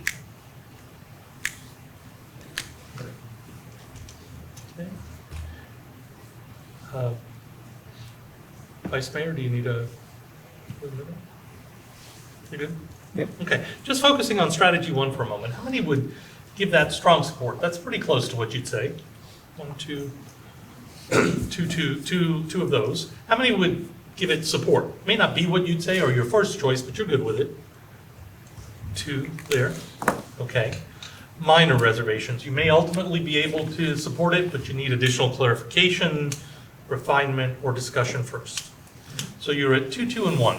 And since there are only 5 of you, presumably no major reservations. So as staff is thinking about whether and when to do this, what else would you say to them? Let's probably start with the reservations. Yeah, my reservation is going back to millage rate increase. I would want to know what exactly it is that's causing us to raise taxes overall that we weren't able to accomplish from maybe taking just the cost out of reserves. So I just see that as my minor reservation, whereas, we can look to the 3 hurricanes we've had over the past year, the $70 million that was alluded to, we were able to take that out of reserves to meet the city's needs, to take care of our citizens. However, I would really need to know more details and information as to why we're going to a more broad tax increase versus utilizing those reserves and trying to replenish them to a minimum standard. So- But this is a not Right. increase in taxes. Right, it says to avoid the millage. Avoid. No, To well, avoid it. it's devil's in the details. I missed that apparently, just reading too much into it. Would you like to change your vote, sir? Strong or Yeah. support? Well, in that case, I strongly support it. Okay, so you're at 3 and 2. Thank you all. See, talking it out. Okay, so you're good with that. Staff obviously still has to exercise judgment, but you're good with that. Okay, yes. Go ahead, Mayor. Oh, go ahead. Yeah, Councilwoman alluded to, it's a balance of making sure we're not underprepared or unprepared. And the other side of the equation is overtaxing the citizens, that we're not in the business of taking their money as a bank account and storing it under our mattress. It's a rainy day fund for a reason, and I think it's there as a tool, and when used responsibly, it's a very effective tool. We shouldn't be afraid to use it, but I think anytime we do use it as a tool, there needs to also be on the back end a plan on how we're rebuilding it and how we're replenishing it to get back to that stable level. Okay, Mayor? I didn't have anything. Okay, so you're good with that one. Let's go up to the second one. I think even though you've discussed it extensively, there's some value in in rating it. Allowing for small increases in the out years, we're talking 8, 9, 10, if needed to meet goals. And if this is done, continue looking for ways to avoid the increase in the intervening years. Can you clarify, are we talking about projections, or are we talking about actual allowing for small increases? No, projections. This is all in the context, this is in the context of the required budget projections. Question? No, Okay, so question, let me take questions first and then we'll. Are we we'll- remaining It's not a consistent with vote, I wanted to meaning make a out comment. years the same 8, 9? Yes, Okay, so yes. it's remaining consistent 8, 9, 10 years, okay. Yes. Any other questions? Okay, so how many would give this strong support? This is what you would say. Okay, how many would support it? May not be what you'd say or your first preference, but you're okay with it. 1, 2, 3. How many have minor reservations? You may ultimately be able to support this, but you need additional clarification or refinement or discussion. How many would give it minor reservations? How many would give it major reservations? Okay, So let's start again with the reservations. Again, clearly a majority is okay with staff using this tool if need be. The reservations. So the reason that I have major reservations of it is because if you're already planning to incorporate that, I think you're starting on the wrong foot. So that's where my major reservations were. I think that's why we discuss budgeting, the priorities of the city and where we're going, is to make sure we don't ever look to raise millage rate. So I think there's other ways to get there and avoid it. You'll probably never see me in a situation where I'm going to support any type of increase, minor, moderate, or otherwise. Does the second sentence of that strategy help any with that? It does not. Okay, so you'd rather shoot to not have it in there in the 10-year projection?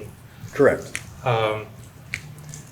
Well, let me clarify that because I think that the projection of the budget will probably eventually show where a millage raise or increase would be necessary if, on a current path, if things aren't steadied or put into a more efficient way, right? So I think you're going to see that in a projection. Does that still help me with anything? No, because I would like to get to where, okay, we know where that tipping point is going to be. I'm not even going to entertain getting to that point. What can we do now to ensure that doesn't happen? Okay, Mayor, want to speak to that again? Yeah, and absolutely a last resort. per se. Okay. I mean, Okay. here's the reality. We have raised taxes on our residents year after year for a long time. Even if municipalities or county governments have rolled back their millage, they haven't done it enough to offset the increase in the property value. So our taxes have been going up and up and up every year on these folks.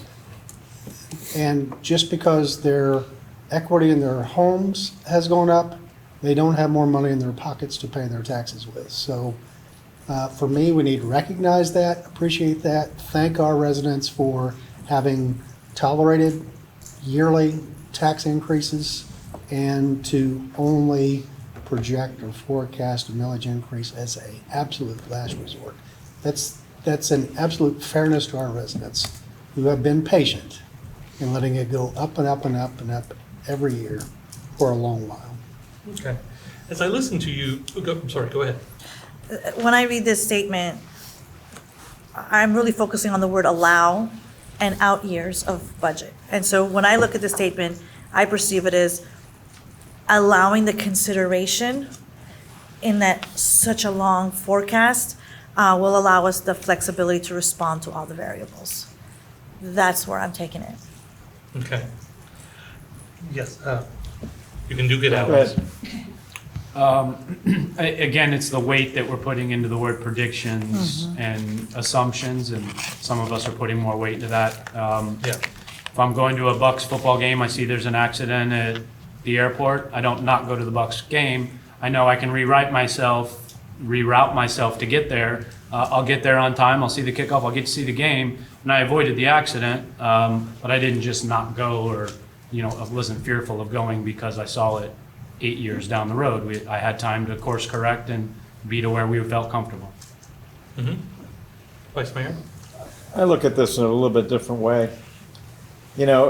Almost every council meeting, we talk about issues that come to us from different departments about costs being raised on products and services and, even the pay. I mean, we've raised the pay now. Every year, everything gets raised.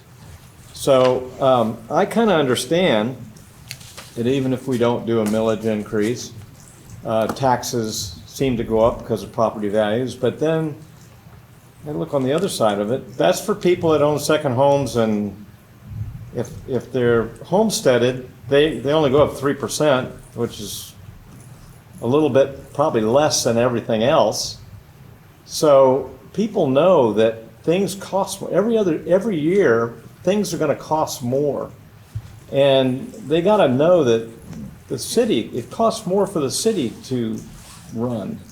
Now, I'm not saying just raise the millage rate. I don't like that. But I see, and if I'm looking out 8 to 10 years, and we have projects now that I can tell you, we got a lot of projects. I mean, not just buildings that we just want to, I mean, I'm talking about infrastructure projects. We got big infrastructure projects. It's $100 million just on North Clearwater Beach. And then we're moving the sewer plants and all those big things. So I understand that it doesn't bother me if I'm looking out 8 years and saying there could be a millage increase in 8 years. City manager's got to put together a budget that projects 10. So I'm okay pushing it out. Like, I wasn't real okay with the 2028 millage increase. I'm fine with pushing it out further.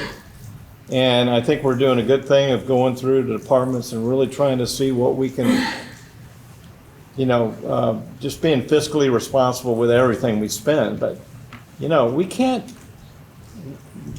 cannot not know that things are going to cost more money every year. And, we're an older city. We've got a lot of infrastructure projects that need to be done. So I'm fine with an 8-year projected millage increase on this year's budget. We're going to look next year, maybe we can push it out.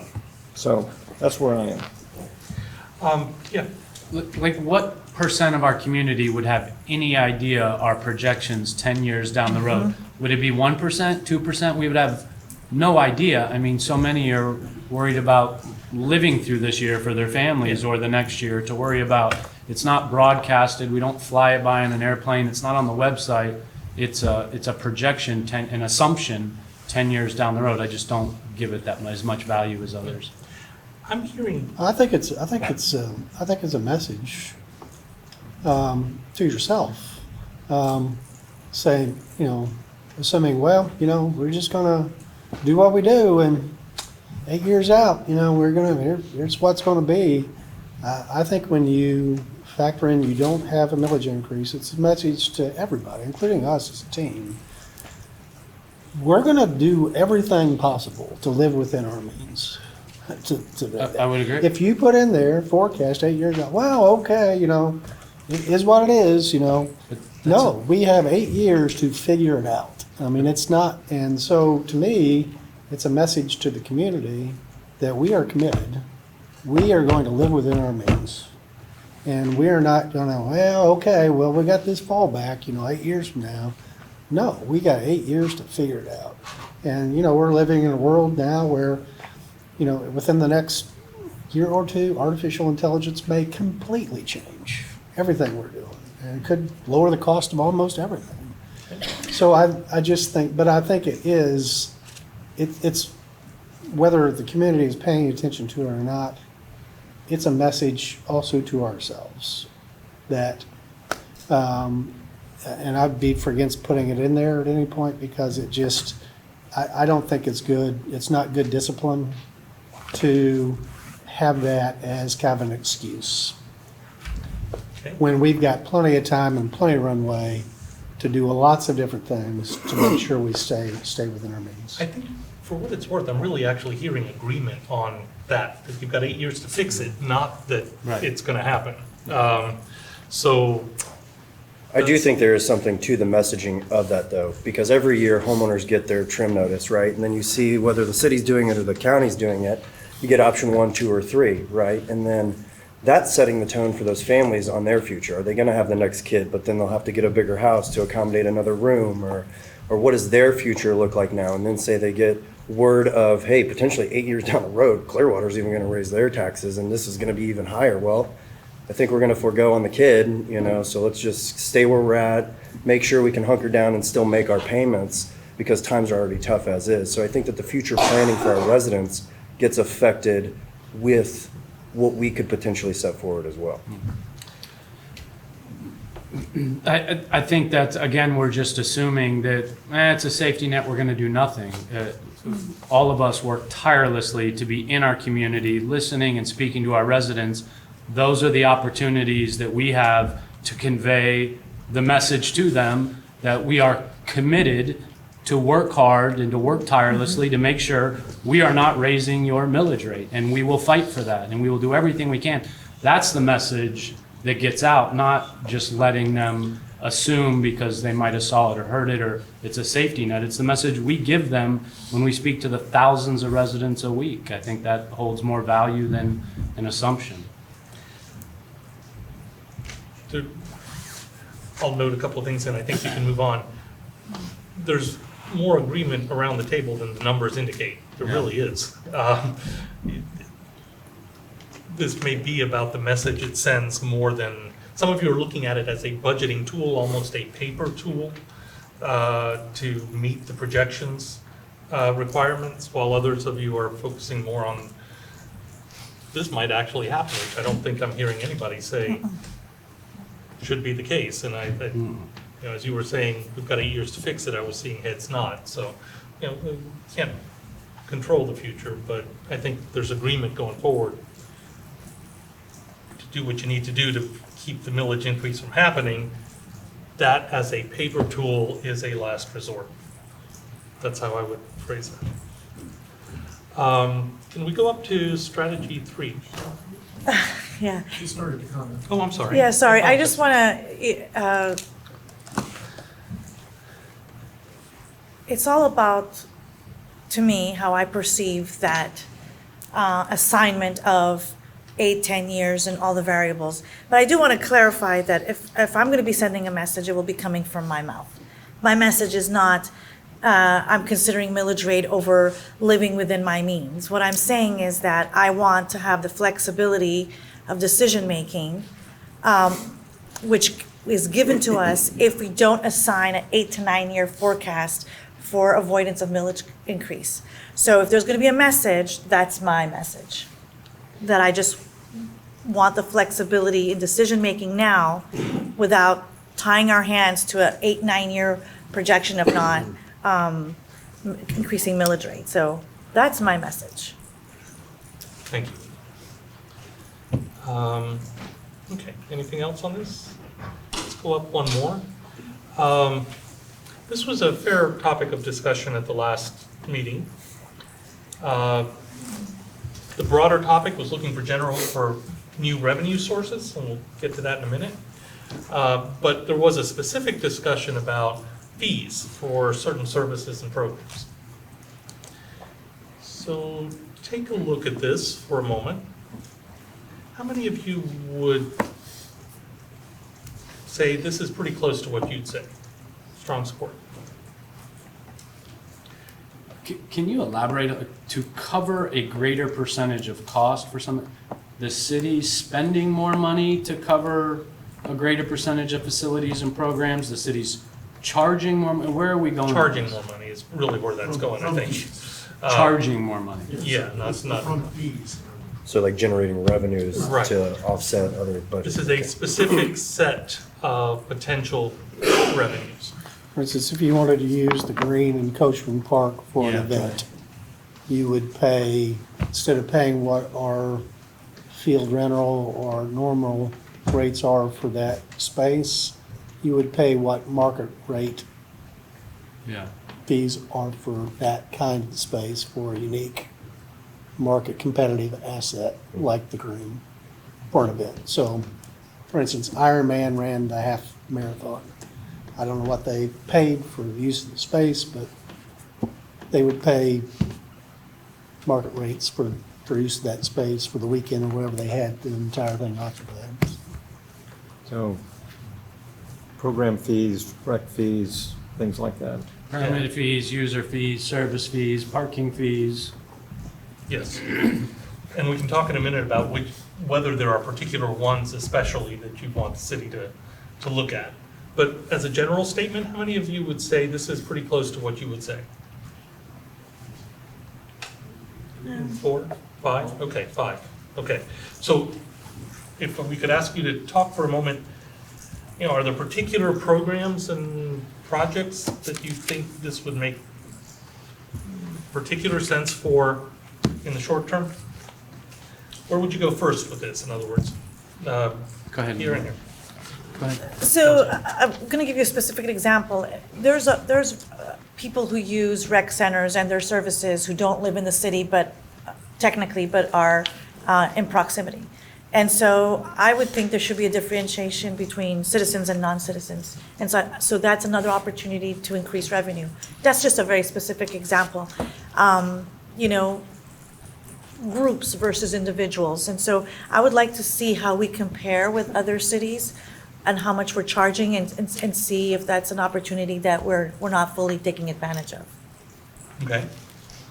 I support it because I think it's a healthy exercise to do a regional feasibility study to make sure that our fees are in the right ballpark. And I don't necessarily know if we need to be the highest and the most extravagant, and we don't need to be the lowest. And if we find gaps and holes in those, then we probably need to raise or lower them. I do know, I can speak to what the councilwoman just mentioned, and I know all of our kids' youth sports programs, if you live in Clearwater, you pay a certain price for a rec card. If you live outside of Clearwater, I'm sure Art and Mike would speak to it, but you get complaints probably all the time on the amount that those individual families from Safety Harbor or Palm Harbor coming in have to pay. So I do know we do that, but it's a balance in finding that sweet spot of where we want to be. I know we talked about downtown parking at one point, and I think at the time we were all like, let's hold off on this, but during big special events and sold out concerts and things like that, it's probably, you know, worth looking at a differentiate there, but I think it's a healthy exercise. Okay. Anything else on this one? Good to go on it? Good to go on it? Okay. Do you need any more detail than that, Jennifer? Okay. Thank you. Okay, so the last set of questions is really pretty open.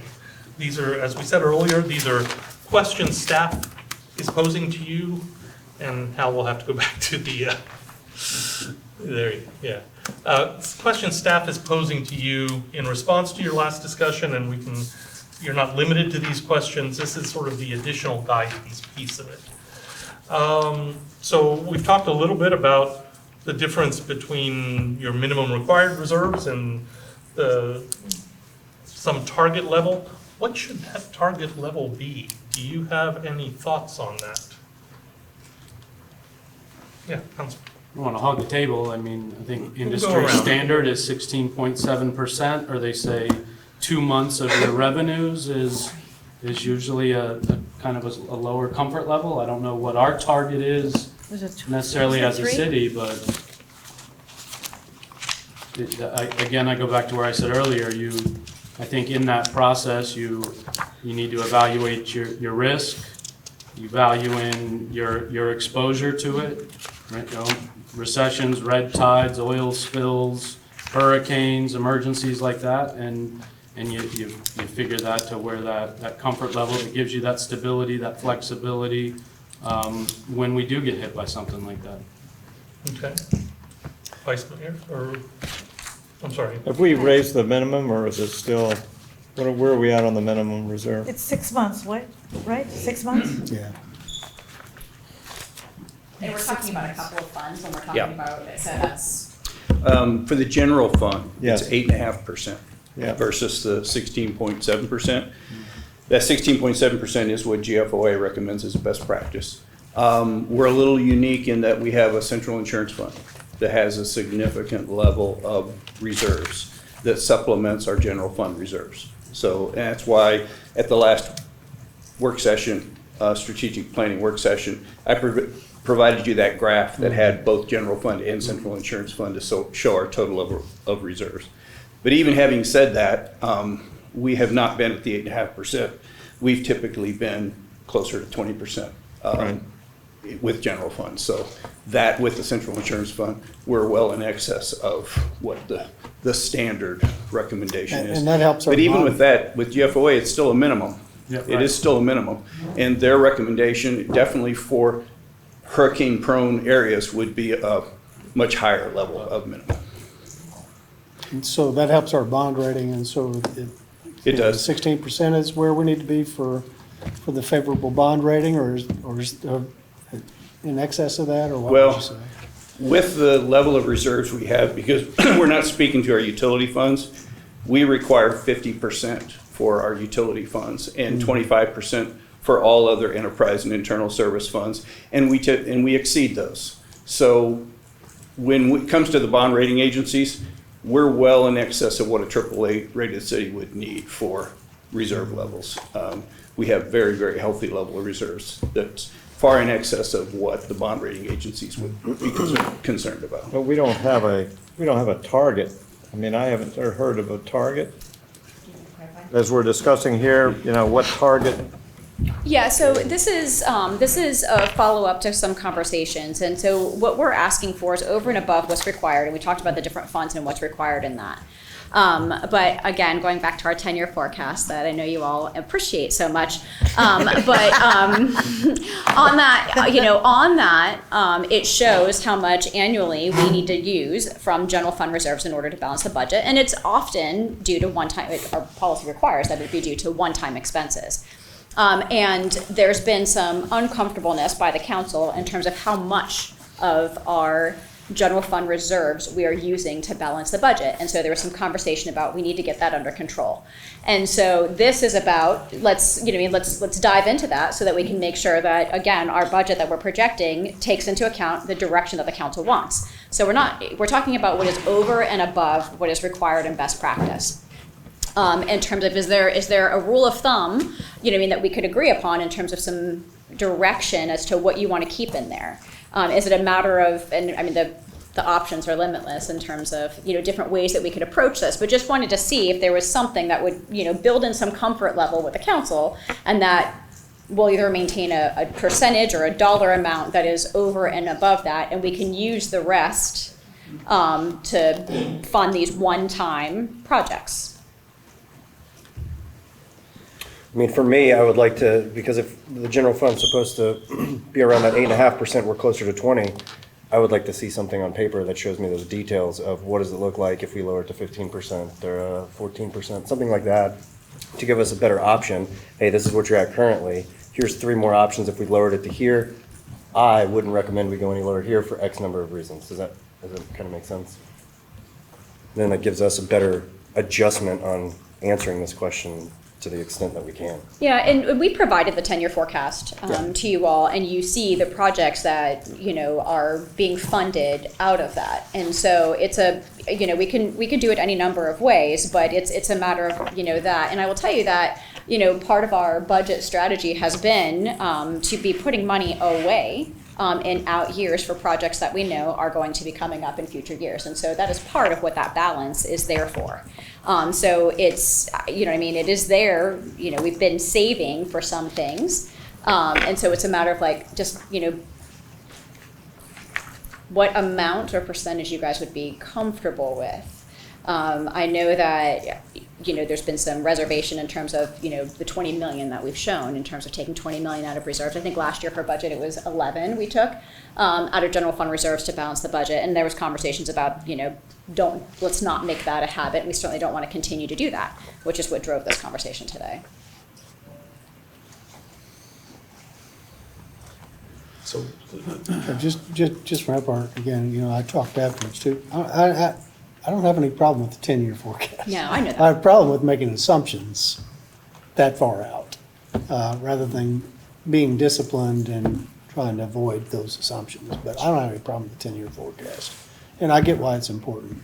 In that regard, we've had great, compliment our finance team, has given us great guidance over the years. Our reserves are as healthy and strong as they are because of the great guidance they've given us. Correct. So for me, I don't want to see us get close to the minimum at some point. I think particularly in Hurricane Alley, that's dangerous for our community to get close to the minimums. That said, I think there is a level where we've got more than we need in there. And we do need to commit to the taxpayers it's their tax money, which is collected. We need to put it to use for their benefit. But I would rely, and I don't know how the others feel, they can chime in, but I would rely heavily on our finance team to tell us what you all think, Jay, is a cushion that would be, a benchmark with other coastal communities in our situation, what would be healthy reserves. We don't need too many reserves, but I think we need healthy reserves above the minimum, just because of our proximity to the coastline.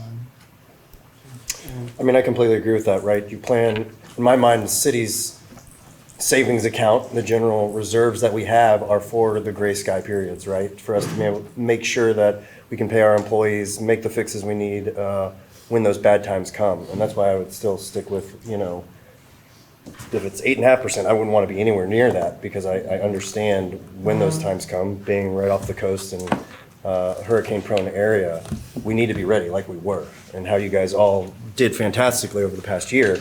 But if there is any cost savings, what percentage would you kind of guide us towards that, hey, this is almost like the sweet spot of where we can save more money off that 20%, but it still puts us at 16.25.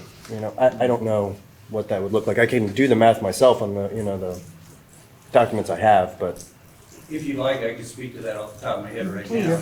We did mention the GFOA recommendation of 16.7%, 2 months. That is a guideline or a target for the general fund, in addition to maintaining central insurance fund reserves at the level that they have been historically. To me, is a pretty reasonable and healthy level of reserves. But I qualify that because if we really get hit with a major hurricane, there's no level of reserves that's probably gonna be adequate. And definitely no level that we could defend carrying for that reason, at the taxpayer's expense. So it's a balancing act, and there's no perfect solution, but to me, if we have our required 8.5%, but we target to maintain that at the GFOA best practice, in addition to maintaining our central insurance funds, I think on a relative basis, we're as healthy as anybody. I like that. That's what I think. Yeah, I like that as well. I think that's important. I mean, we put our faith in Jay. You know what the numbers look like. What does a red tide during our summer months do to our tourism, do to our tax base, do we have the ability to get through a 4-month season with red tide and our hotels aren't what they are? You know what that math looks like, and obviously we all greatly appreciate your direction in there. And we do have reserves for a reason, and we have them for projects that are needed. And I think those one-time expenses are places where those used and where we're vulnerable. And our North Beach state, the apartment complex in Alligator Creek, the Cooper's Bayou. I mean, these are infrastructure problems that we have, that one-time expenditures of reserves are warranted and needed. So I think there's a reason that we bank that money in the reserves, and there's times when we use it. But I'm with you, having that comfort zone and that cushion of let's hold off here. A water consolidation plan moving forward is not cheap as well, and very much vulnerable and needed. So we have those on the horizon, and I think finding that soft spot of comfort is important. Is there still information you would like in writing? no, that's great. Thank you. Okay. Vice Mayor, anything? No, I'm good with, that's just what I wanted to hear, so. Yeah, defer to you for the number, for that magic sweet spot. Okay. The next one, there was a lot of discussion at the last meeting about possible public-private partnerships, soliciting sponsorships, donations, other revenue sources generally. I think staff looks at that as a specific set of skills needed to pull that together really and move it forward. So that's the question to you. Yes, Councilwoman. I know that I spoke about the public-private partnerships, and then the mayor added sponsorships and donations, and I've had some time to think about it. And I really would like this opportunity to hear more about what you meant. Like, talk me through that. What does that look like, a sponsorship donation? Is it specific to a project? Is it specific to, I just want you to explain it further, so, and I would appreciate the opportunity to hear what your thoughts are, because that's not what I meant by public-private partnerships. It did not include that, so I'm very interested to hear you let me know a little bit more. Well, it's a mix of things, okay? I'm most familiar with sports facility assets, and so regularly, company I work for, we would go out throughout the community and even throughout the country and get sponsorships for athletic facility complexes. For naming rights Yeah, or? naming rights, or even simply what, again, complimenting our Parks and Recreation team, to get Frenzy Foundation to donate $150,000 to the McKay Park pickleball court, well, the overall park, but primarily pickleball. I mean, there's a lot of money out there, I think, for community partnerships to help either improve our facilities or build facilities. That I think my impression in talking to the city manager is we don't, although the Parks and Recreation team did an amazing job with that, but we don't have the bandwidth on our team to go out there and seek those things. So often that's done on a percentage basis. They go out there and whatever they can get, they get a commission on. But just to bring in some third parties to not only, I don't think, just get in sponsorship donations. I mean, we've got, this, my favorite event, the Purina Incredible Dog Challenge coming back in April. But nationally televised on NBC. And they just came there last year, and the television crew and all raved about the venue, the backdrop of the water and all that. And so you say, well, why don't we have more of that? Well, our team doesn't have the bandwidth to go out there like we would, as our sports facility company, seek events. We go to trade shows and we have booking people, much like they do for Ruth Eckerd Hall does for the sound.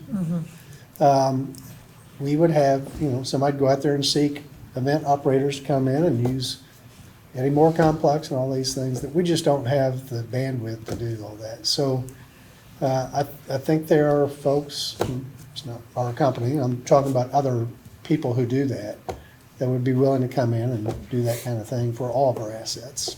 So you're looking for a process in place with the appropriate personnel that's needed to actively seek out these partnerships or donations or whatever. For example, I know I have a couple of friends of mine who want more sun structures or protection at Coachman Park, and they're willing to donate to that. So you're looking at a process in place that we can engage with those people and have them donate whatever benches or sun structures. Yeah, my experience around the country is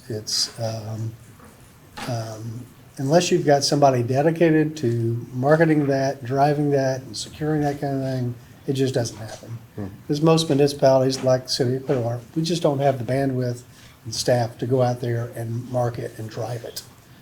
But if you have somebody you can engage to do that, we'll end up with more revenue, and even if we have to give somebody a cut of it to go out there and do that. So I think that would be a good opportunity for us.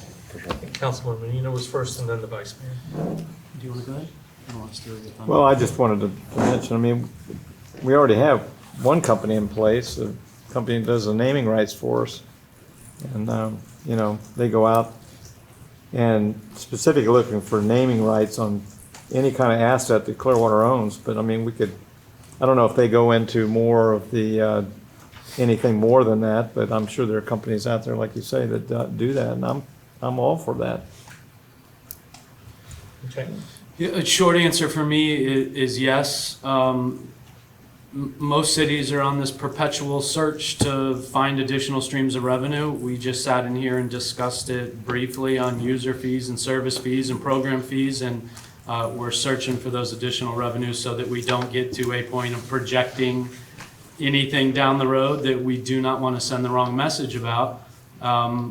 With respect to the roles and responsibilities associated with this sector, I agree. I don't think we have the bandwidth, not that we don't have the competency or talent. I don't think we have the bandwidth and the manpower to take that on with respect to program management, sponsorship, recruitment, sales, activation. It's a full-time job with respect to it. I do think that it's worth exploring to be successful in it. I think you have to have sellable assets, we have sellable assets. We have a world-renowned marina that we're just now building. Why it's not, Marine Max isn't throwing money at it, I don't know why. We have the View we're talking about sponsorships on. We have 110 parks throughout the community without even much effort. There was a beautiful donation done by Frenchie for pickleball courts. We have baseball stadiums, hopefully softball fields all over the place. There's a lot of sellable assets for us. And I've had this discussion with the city manager before, and I don't know if the group we have is doing that, not to, take away from the work they're doing, but the only one I've seen come back is in our own backyard, and that's Baycare. And I think any of us at the table probably could have helped solidify that or made that phone call if need be. So I say yes, it's definitely worth looking into and adding an additional revenue stream. No, I'm all for this. I think that it'll definitely be an asset, especially with, as we've noted, trying to alleviate staff's burden on this and get people that are experts within that field to go out, secure those donations, secure the naming rights. And look, they have a litany of different things, not just naming rights, of what you could do with this park, and then give you these ideas and then go out and secure it. Even if they're taking a fraction of the percentage, or what have you, I think it's worth its weight in gold, for sure. So are we leaning towards hiring a staff member to do it that works exclusively for us, or outsourcing? What are your I would thoughts on that? outsource this. Outsourcing, and it doesn't necessarily have to be a for-profit. I mean, some communities would set up, you could set up a sports and recreation tourism nonprofit or something that does it through that. I mean, there are different nonprofit organizations that might be interested in helping do some of that too, so. But it would, I'll have to, city manager knows, because she's dealt with it for a long time here. It's, we've got 1,800 employees, and keeping them, replacing them and hiring and doing all that, I don't think, plus to take on a salary cost when we're trying to right size and do whatever, I think some type of partnership with an outside group would work better. I see one head nodding. Oh, I completely agree, 100%. 100%. Okay, anything else on this one? So the third one is, you've talked a lot about thinking about whether you would do things the same way if you were starting from scratch. This may or may not be something you're ready to talk about. And I think staff heard that you're asking them to look. Are there places you would want to point them to look first? Either, it could be a reevaluation that results in a much larger effort, a lesser effort. Just an opportunity to put them on the table if you would like to. Yes.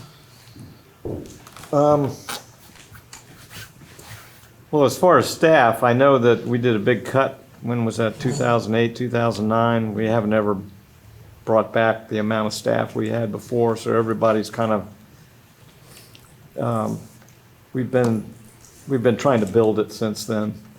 So I don't know about anything we cut staff-wise. We really, we need staff, so we're trying to get staff. But as far as programs, I don't know. I guess leave that to city manager to, and I think she's doing that now. She's going through different departments and kind of seeing what's working and what's not, so. Okay. Yeah. Or, Yeah, I've been impressed with what I've heard from the staff already, just on ideas. I'm trying not to be hard on the library, love the library, but I've been impressed with what I've heard about some innovative things they're doing over there to try to, and it's not just Clearwater's libraries, it's libraries all across the country. How are they still relevant? How do they still provide materials in an Amazon world where folks are not going into Barnes and Noble very much anymore? Or a library, they're getting their materials online. And so I've been impressed by the things they've looked at to say, wow, it's a good point. You know, how can we better serve our citizens by maybe providing materials electronically rather than with really a warehouse for them to come in and look at a book on a shelf. So, but there are examples, not just library, throughout the city. I've already heard through the city manager that I've been impressed with what they're doing to just look at the delivery of services. And I think the other thing too is, I don't know what analysis we're doing as far as participation in programs, but if there's participation in certain programs that's trending down, that maybe people are choosing to go to the private sector for whatever, now we need to take a look at those too. And I think we are. I mean, I think every department is, but I think it's the delivery of services and the way we're delivering it today is, it's been a healthy analysis so far. I've been impressed with what I've seen so far. No, I would agree with that sentiment. So, oh, I'm sorry. No, That was you. I was going No, around I the didn't say table. Oh, okay, well then, Was you? nope. Now it's Councilwoman. I would leave it to the staff. I think when I read the memo that was sent by the city manager and what they have done so far, I think they're in the right direction. And at this point, I'm not ready to make any decisions on any programs. I will defer to the staff for the recommendations. Okay, thank you. Fair enough. I think, again, this is a healthy process, and in evaluating our programs and their effectiveness and cost-benefit analysis of things, I think staff is doing a wonderful job with the recommendations. I know there are some discussions that have been had about our many advisory boards, and maybe that list seems to continually get longer and longer. I don't know if there's the ability to combine or realign and how that could be shuffled. I know that takes a heck of a lot of staff resources, times, and manpower to manage those. I think that could be one. The library does seem to get picked on quite a bit, and I feel for staff in there. We support our library systems, obviously, and love our employees that work there. I think we can be helpful as a council and a city at moving into that transition as libraries are getting away from books and publications and getting into tomorrow's creative space-making centers, literacy centers, workforce development, meeting spaces, technology hubs, AI, educators. They're becoming more of a community center type thing, and I think there might be some additional revenue streams with that versus trying to get away from, but helping support and grow in those community needs. And every library has its own community need that's different from the next, and finding that. But I think staff is doing a wonderful job at finding those areas that we can make adjustments to programs and evaluating. Thank you all. Jennifer, are there other questions that you would now like to pose, given the discussion today? I don't think so. I think that, we did a lot of prep work into this, especially the second half has been very helpful in providing some direction. So I think as it relates to that, we're good.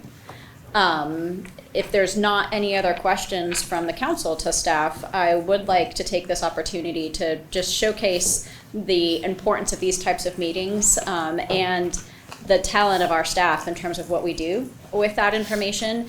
A lot of people here and have been to that, and you see us at the council meetings as well.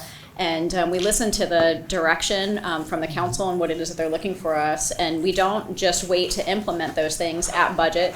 We look to implement them right away. And so I'm going to call up Marcus to just, for 5 minutes, if that's okay, explain, highlight some of our successes that have been able to be a reality thanks to the council's support and having a competitive pay plan.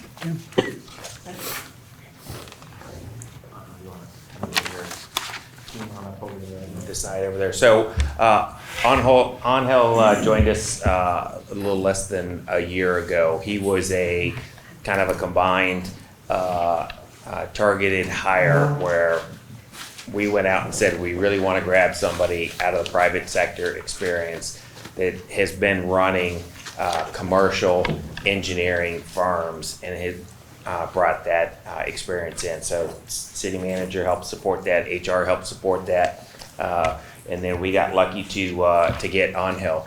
So what he has done is he's started to bring in some of that private sector mentality that's out there on how do we drive these things a lot faster, a lot more cost effective. He's been able to hire his team that's there. Sam was there before on Hill, but he's been working with them a lot. What we've started to see, engineering firms, they're holding them a lot more accountable, enforcing that schedule, driving that price down, and then rolling that into what's the proper design solutions that are out there. So how do we do cost-effective designs?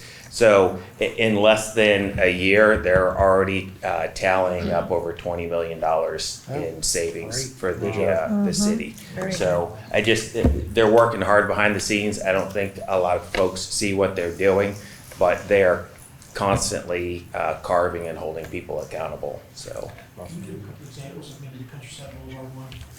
Sure, yep, absolutely. So some of our earlier designs that were going through the process, so like on Countryside Boulevard, we were gonna put sheet piling down that whole creek where the sidewalk actually ended up failing during the hurricane. So instead of that, they actually went out, looked at there's geobags that are out there. So it's a fraction of the cost to go in and put these in will give us the same results that are in there. Over by the Countryside Bagels, the design that was gonna go in was significantly oversized for what we needed. We really needed to start downstream and work our way up. And by the time we were gonna do that, it was gonna be multiple years. It'd be a couple decades before we get up there.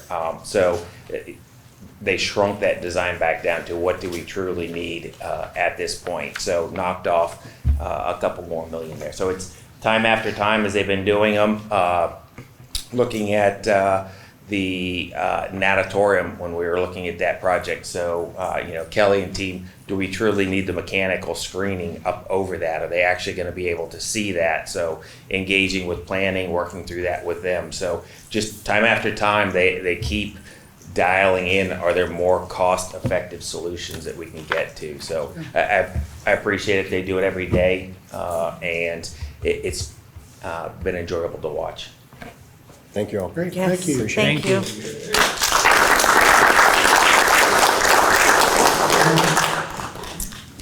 So thank you for that. Wanted to end on a high note. Is there any questions that the council has for us?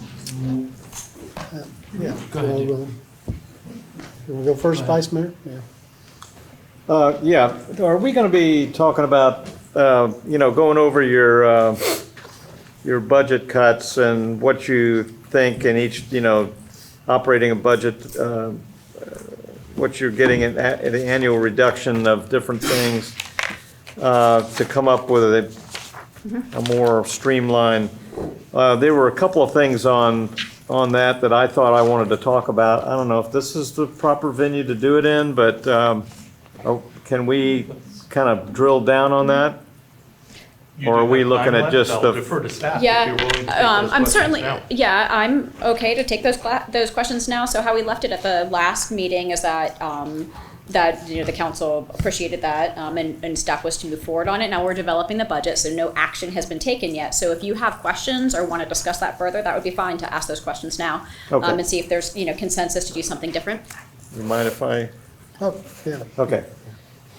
So there were a few things. I think we've all been talking one-on-ones with different people in the reduction.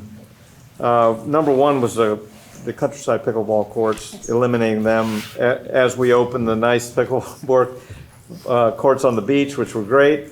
I'd like to not eliminate that completely, but maybe we could go out and see if there's somebody that would like to contribute, as Frenchie did to the beach, and see if we can knock that price down a little bit. There may be somebody that would want to have their name put on it as Frenchie did. So I just don't want to write it off and say that's never going to happen. Sure. There was strong support. I mean, there was an explicit request at the end of the last meeting for staff to come back with at least alternatives for you to consider. Okay, And that may good. well be Correct. one of I just wanted to make sure we weren't sweeping that one under the table. No.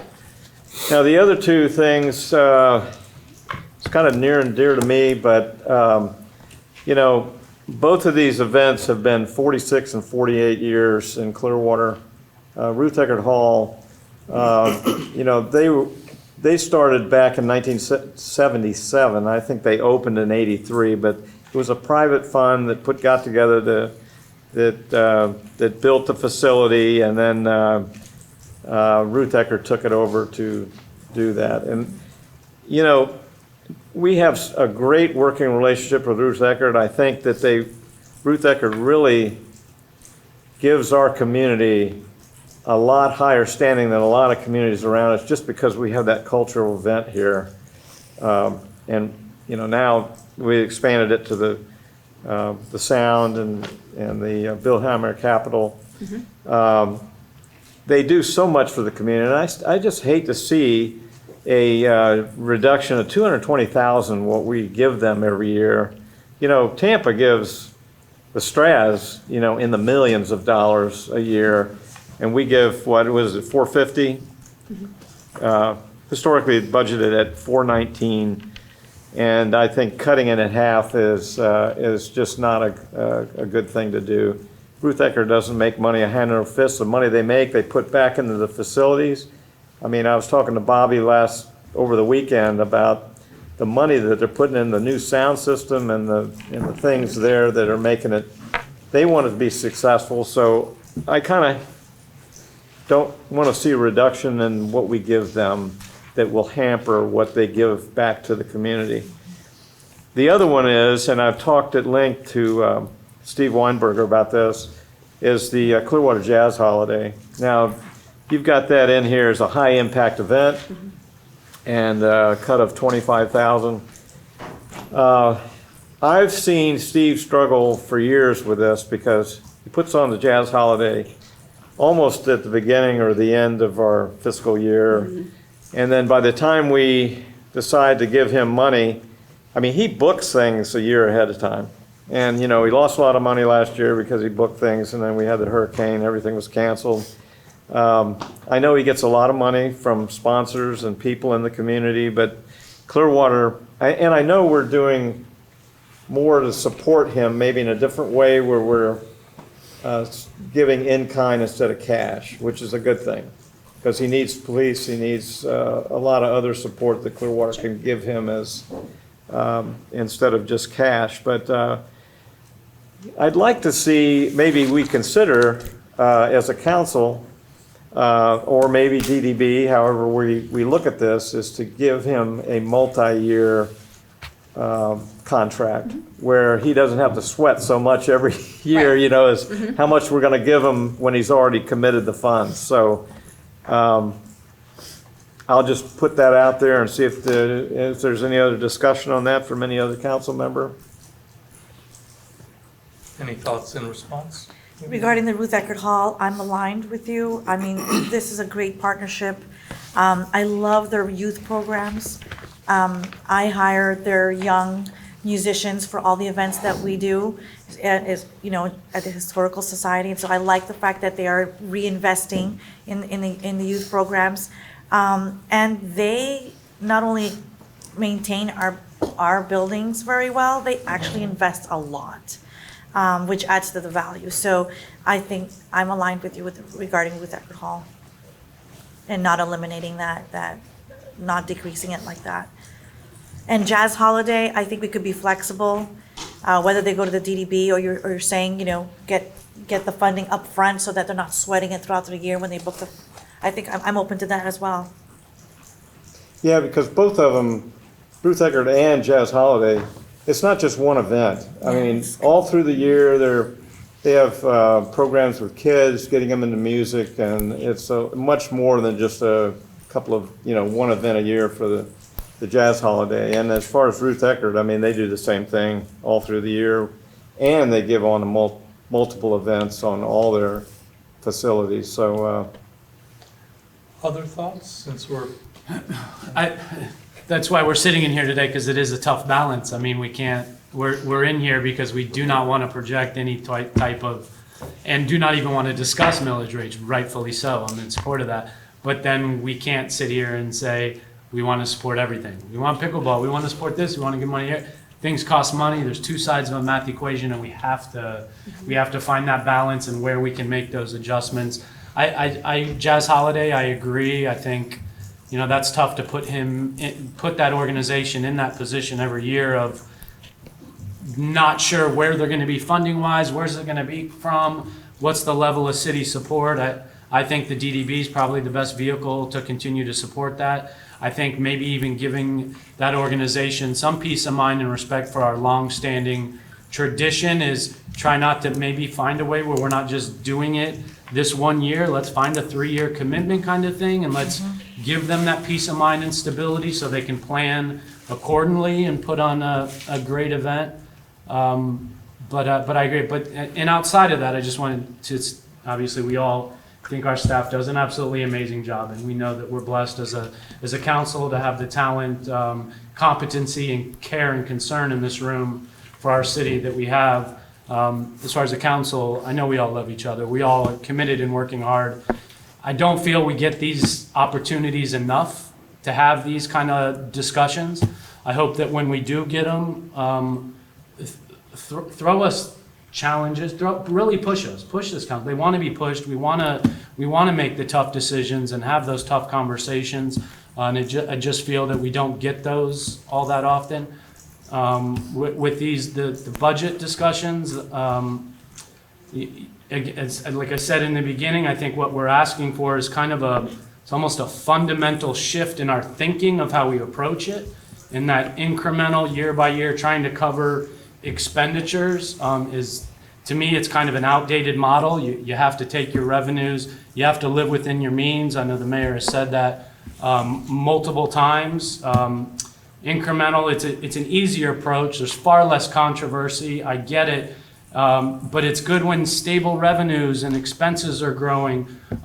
When you have challenging inflationary pressures, declining revenues, unplanned infrastructure need, pension negotiations, that makes it hard to stay in that incremental model. So I hope this isn't just a one-off. I hope this change of philosophy, we can continue to drive in that direction and find ways to truly become more of a priority-based budgeting model, and how we rank those and weight them and truly evaluate the effectiveness in our of each program and versus its cost, and truly find ways to deliver a more efficient, a more effective, and a higher performance government that we all know we're capable of. So I didn't mean to hijack your thunder. I know we're probably running out of time. I just wanted to say that, but thanks for the opportunity. Good work today. Other thoughts in response? I mean, I can just interject something quick. I like the thought process on where to get funding for Jazz Holiday out of the DDB. When it comes to Ruth Eckerd Hall, this was something that I found in the budget when I was first brought in a few months ago, and I questioned pretty hard on it. And then getting to hear from staff's point of view, all the money that Ruth Eckerd Hall does put into the property itself, not to mention just Ruth Eckerd Hall, but the sound also. Essentially, we're giving them a drop in the bucket for what they're putting into it, right? So the taxpayers, in my opinion, are making out in a good sense with the return on investment they're getting out of Ruth Eckerd Hall. I know that these are very specific items that are associated with this this meeting and where those budgets were coming from. However, I would be for making sure that we stay the course with Ruth Eckerd on that aspect, especially when looking at other jurisdictions, other cities, and what they put into their funding of different things. I would just always go back to stressing maybe getting that third party or finding somebody that works well with staff, and trying to think outside of the box and bringing revenues and other funding sources to parks and things like that to help offset costs. Sir? So here's the conversation I have with somebody, and I'm sure the other four of them have the same experience I have, but every week I have someone who comes in with a project or an idea and they want the city to fund their endeavor, which is always, challenging conversation. But the one yesterday, I said to the person, well, how do your neighbors feel about this? And she says, well, what do you mean? I said, well, that's who you're asking to fund this. If you're asking the city to pay it, you're asking your neighbors. It's their tax money. It's not my tax money. It's the tax money we're collecting from your neighbors to fund your endeavor. And this is a great idea. Wow, this would be wonderful. Serve the community X, Y, and Z. But I said, you know, I would rather see the community solve this problem rather than looking to the city government to solve the problem. And I connect you with, and I did. I gave her 2 sources to connect her with some groups out in the community that I think can help her with her project. But that's what I'm glad we've started the conversation, hopefully, because word gets out on this, and believe me, I've heard it from different sources, not just the organizations you mentioned, other organizations, oh, they're getting ready to. We're just trying to start the conversation with the entire community about, instead of looking to us for the money, as you historically have, are there ways we can get the community, broader community support? Could be private donations, could be folks who really enjoy going to Ruth Eckerd Hall to enjoy performances. Maybe they pay a little bit more. But are there alternative ways into just looking to the taxpayers and these folks to fund some of these things? So I think it's, you know, we haven't made any decisions yet, but I think just getting the entire city and all the organizations that have benefited from city's sponsorship in the past to start thinking, okay, can we ask the community, larger communities as a whole?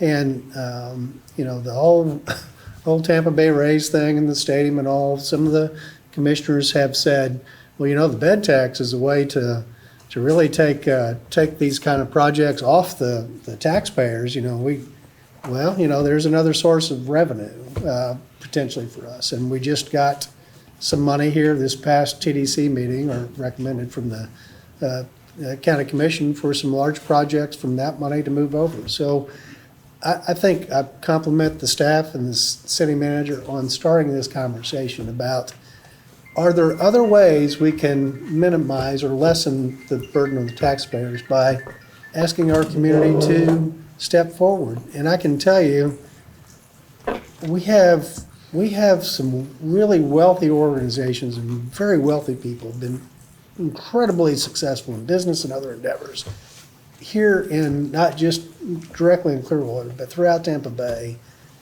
that could do more to help support all these things. And so to the extent our staff is, you know, challenging our assumptions and seeing if there are other ways to do it, I thank you for that. Because whether we land there or we don't, we make some immediate changes.